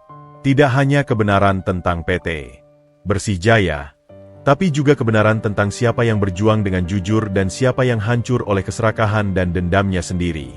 Syahrul menutup mata. Di hadapannya ada 2 pilihan. Melanjutkan hidup tanpa Gunawan selamanya, atau memberikan satu kesempatan terakhir pada secercah kemanusiaan yang masih tersisa di balik kehancuran kakaknya. Di mana kau sekarang, Kak? Tanya Syahrul, suaranya lembut. Keheningan panjang. Aku, di terminal. Mau pulang ke kampung. Tapi malu. Tidak punya ongkos. Dan aku ingin lihat makam ibu dulu. Sebelum aku menghilang. Tunggu di sana. Di tempat kita dulu turun dari bus. Aku akan jemput. Apa? Tidak perlu. Tunggu saja. Syahrul menutup telepon. Ia melihat keluar jendela, ke kota yang dulu hampir menghancurkannya, yang kini memberinya kemenangan. Kebenaran telah membebaskannya dari jerat fitnah. Tapi ada satu kebenaran lain yang harus dihadapinya. Darah tetap darah. Dan mungkin, pengampunan adalah kemenangan terbesar yang bisa ia raih, bukan atas Gunawan, tapi atas rasa sakit di hatinya sendiri. Perjalanan untuk mempertemukan 2 kepingan keluarga yang hancur itu baru saja dimulai. Mobil pick-up EcoCycle Works yang sederhana melaju pelan menyusuri jalan berdebu menuju kampung nelayan biru. Di dalamnya, Syahrul menyetir dengan tenang, sementara di sampingnya, Gunawan duduk membeku, menatap lurus ke depan. Tubuhnya masih kurus. Baju yang ia kenakan adalah baju bekas bersih yang dibelikan Syahrul di pinggir jalan sebelum berangkat. Bau alkohol dan keputusasaan telah pudar, digantikan oleh bau sabun murah dan rasa malu yang membara. Sepanjang perjalanan 3 jam, hampir tidak ada kata yang terucap. Hanya denting mesin dan desir angin laut yang makin keras saat mereka mendekati kampung. "Kau tidak harus melakukan ini, Dik," gumam Gunawan untuk kesekian kalinya, suaranya serak. "Sudah saya putuskan," jawab Syahrul pendek. Matanya tetap tertuju pada jalan. Mereka tiba saat matahari mulai condong ke barat. Kampung nelayan biru nyaris tidak berubah. Rumah-rumah kayu, jaring nelayan yang dijemur, bau ikan asin yang menusuk. Tapi sekarang, ada yang berbeda. Beberapa mata tertuju penuh keheranan pada mobil pick-up dan pada 2 pria di dalamnya. Mereka mengenali Syahrul. Berita tentang kesuksesan, si pemulung yang jadi pengusaha sukses, telah sampai ke kampung melalui grup WhatsApp. Dan mereka juga mengenali Gunawan, si mantan jagoan yang jatuh. Syahrul mengabaikan tatapan itu. Ia memarkir mobil di depan sebuah gubuk kayu reot yang nyaris roboh, rumah masa kecil mereka. Dindingnya miring, atapnya bolong di beberapa tempat, tetapi masih berdiri. "Kau tunggu di sini," kata Syahrul pada Gunawan sebelum turun. Ia berjalan menyusuri jalan setapak kecil menuju bukit di belakang kampung, tempat pemakaman warga berada. Gunawan tidak menunggu di mobil. Dengan langkah gontai, ia mengikuti dari jauh, seperti bayangan yang penuh dosa. Ia melihat Syahrul berhenti di depan 2 nisan sederhana dari beton, makam orang tua mereka. Dari kejauhan, ia melihat bahu Syahrul naik turun. Adiknya sedang menangis. Gunawan merasa dadanya sesak. Ia tidak berani mendekat. Ia berdiri di balik pohon waru yang tua, menatap, air matanya sendiri mengalir tanpa suara. Ia teringat janjinya pada ayah saat menjelang keberangkatan terakhir. "Jaga adikmu, Wan." Janji yang ia hianati dengan sangat keji. Setelah lama berdiri, Syahrul berbalik. Matanya merah, tapi wajahnya tenang. Ia melihat Gunawan yang bersembunyi. "Kemarilah, Kak." Gunawan terkejut, lalu perlahan mendekat, seperti penjahat menuju tiang gantungan. Ia berhenti 1 meter dari nisan, tidak berani menatap. "Katakan pada mereka apa yang ingin kau katakan," ucap Syahrul lembut. Gunawan gemetar. Ia jatuh berlutut di tanah, menyentuh nisan ibunya yang dingin. "Ibu, ayah, maafkan anakmu yang bebal ini. Aku telah menyakiti adikku. Aku telah melupakan segala ajaran kalian. Aku hanya mementingkan gengsi dan uang." Isakannya menderu, tak terbendung. Aku tidak layak jadi anak kalian. Tidak layak jadi kakak." Syahrul berdiri di sampingnya, membiarkan Gunawan menangis sepuasnya. Ia sendiri telah menangis tadi, melepaskan semua beban dan kerinduan pada orang tua yang tak pernah sempat melihatnya berhasil. Setelah tangis Gunawan mereda menjadi sendu, Syahrul berkata, "Mari kita pergi." Mereka berjalan kembali ke mobil. Kali ini, Gunawan berjalan di samping Syahrul. Kepalanya masih tertunduk dalam. Tapi ketika melewati rumah kontrakan biru tua tempat dulu ia mengusir Syahrul, ia berhenti. Rumah itu kini ditempati keluarga baru. Anak-anak berlarian di halaman. "Disinilah semuanya mulai," bisik Gunawan, penuh penyesalan. Syahrul mengangguk. "Ya, dan dari sini juga, aku memulai perjalananku." Mereka sampai di mobil. Sebelum masuk, Syahrul memandang Gunawan. "Aku tidak akan membawamu kembali ke kota bersamaku, Kak." Gunawan mengangguk lesu, mengharapkan hukuman itu. "Aku mengerti. Aku pantas mendapat lebih dari itu." "Bukan itu maksudku," sahut Syahrul. "Aku punya proyek baru. Aku ingin membangun pusat pelatihan dan pengolahan sampah terpadu di sini, di kampung nelayan biru. Banyak pemuda yang menganggur, banyak sampah laut yang tidak terkelola. Aku butuh seseorang yang mengerti medan, yang tahu seluk-beluk kampung ini, untuk mengawasi pembangunannya." Gunawan menatapnya, tak percaya. Kau mempercayaiku?" "Tidak," jawab Syahrul jujur, membuat Gunawan tersentak. "Aku belum bisa mempercayaimu sepenuhnya. Tapi aku percaya pada penyesalan tulus di makam tadi. Dan aku percaya pada kesempatan kedua. Ini bukan hadiah, Kak. Ini tanggung jawab besar. Gaji standar, tempat tinggal di pos penjagaan proyek, dan pengawasan ketat. Kau akan mulai dari bawah, belajar mengelola sampah dengan benar. Mau. Gunawan terisak lagi. Ini lebih dari yang ia harapkan, lebih dari yang ia pantas dapatkan. Mau, aku mau, Dik. Aku akan buktikan. Aku janji. Janji pada dirimu sendiri, dan pada ibu, kata Syahrul, membuka pintu mobil. Aku akan kirim tim untuk mulai minggu depan. Kau siapkan mental dan fisik. Syahrul masuk ke mobil. Gunawan masih berdiri di luar, terpana. Kau tidak pulang ke kampung? Tanya Gunawan. Masih banyak yang harus kukerjakan di kota. Tapi aku akan sering ke sini untuk pantau proyek, jawab Syahrul. Dan Kak, mandilah. Rapikan diri. Mulai besok, kau bukan lagi Gunawan si mantan mandor sombong, atau Gunawan si pecundang. Kau adalah bagian dari EcoCycle Works. Jangan nodai nama itu. Gunawan mengangguk kuat, air mata mengalir lagi, tapi kali ini ada harapan kecil di baliknya. Syahrul menyetir pergi, meninggalkan Gunawan berdiri di tanah kelahiran mereka. Melalui kaca spion, ia melihat sosok kakaknya itu perlahan berjalan menuju sumur umum di tengah kampung, mungkin untuk mandi dan membersihkan diri. Sebuah permulaan yang sederhana. Perjalanan pulang ke kota dilalui Syahrul dengan perasaan lebih ringan. Ia telah memberikan kesempatan, bukan karena lupa pada luka, tapi karena ia memilih untuk tidak dibelenggu olehnya lagi. Ia telah membuktikan pada dunia bahwa ia bisa bangkit dari sampah. Kini, ia membuktikan pada dirinya sendiri bahwa ia bisa lebih besar dari rasa sakitnya, bisa memulihkan sesuatu yang sudah lama menjadi sampah dalam hidupnya, hubungan dengan kakaknya. Proyek di Kampung Nelayan Biru bukan hanya tentang bisnis. Itu adalah simbol pemulihan. Memulihkan lingkungan dari sampah, memulihkan perekonomian kampung, dan mungkin, hanya mungkin, memulihkan sebuah ikatan saudara yang pernah dianggap sudah menjadi sampah tak berguna. Mobilnya melintas di jalan pantai, ombak berdebur ramah. Syahrul tersenyum kecil.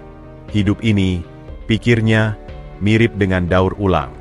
Tidak ada yang benar-benar hilang atau tak berguna. Semua bisa dipulihkan, diberi bentuk baru, dan menjadi bernilai, asalkan ada kemauan untuk memprosesnya dengan benar. Dan untuk pertama kalinya dalam 5 tahun terakhir, ia merasa damai. Bukan karena kesuksesan atau kekayaan, tapi karena ia akhirnya bisa mengubur dendam dan mulai membangun sesuatu yang baru dari puing-puing masa lalu. Ia sudah pulang, bukan sebagai pengemis, bukan sebagai orang asing, tapi sebagai seseorang yang membawa pemulihan untuk tanah kelahirannya, dan mungkin untuk hatinya sendiri.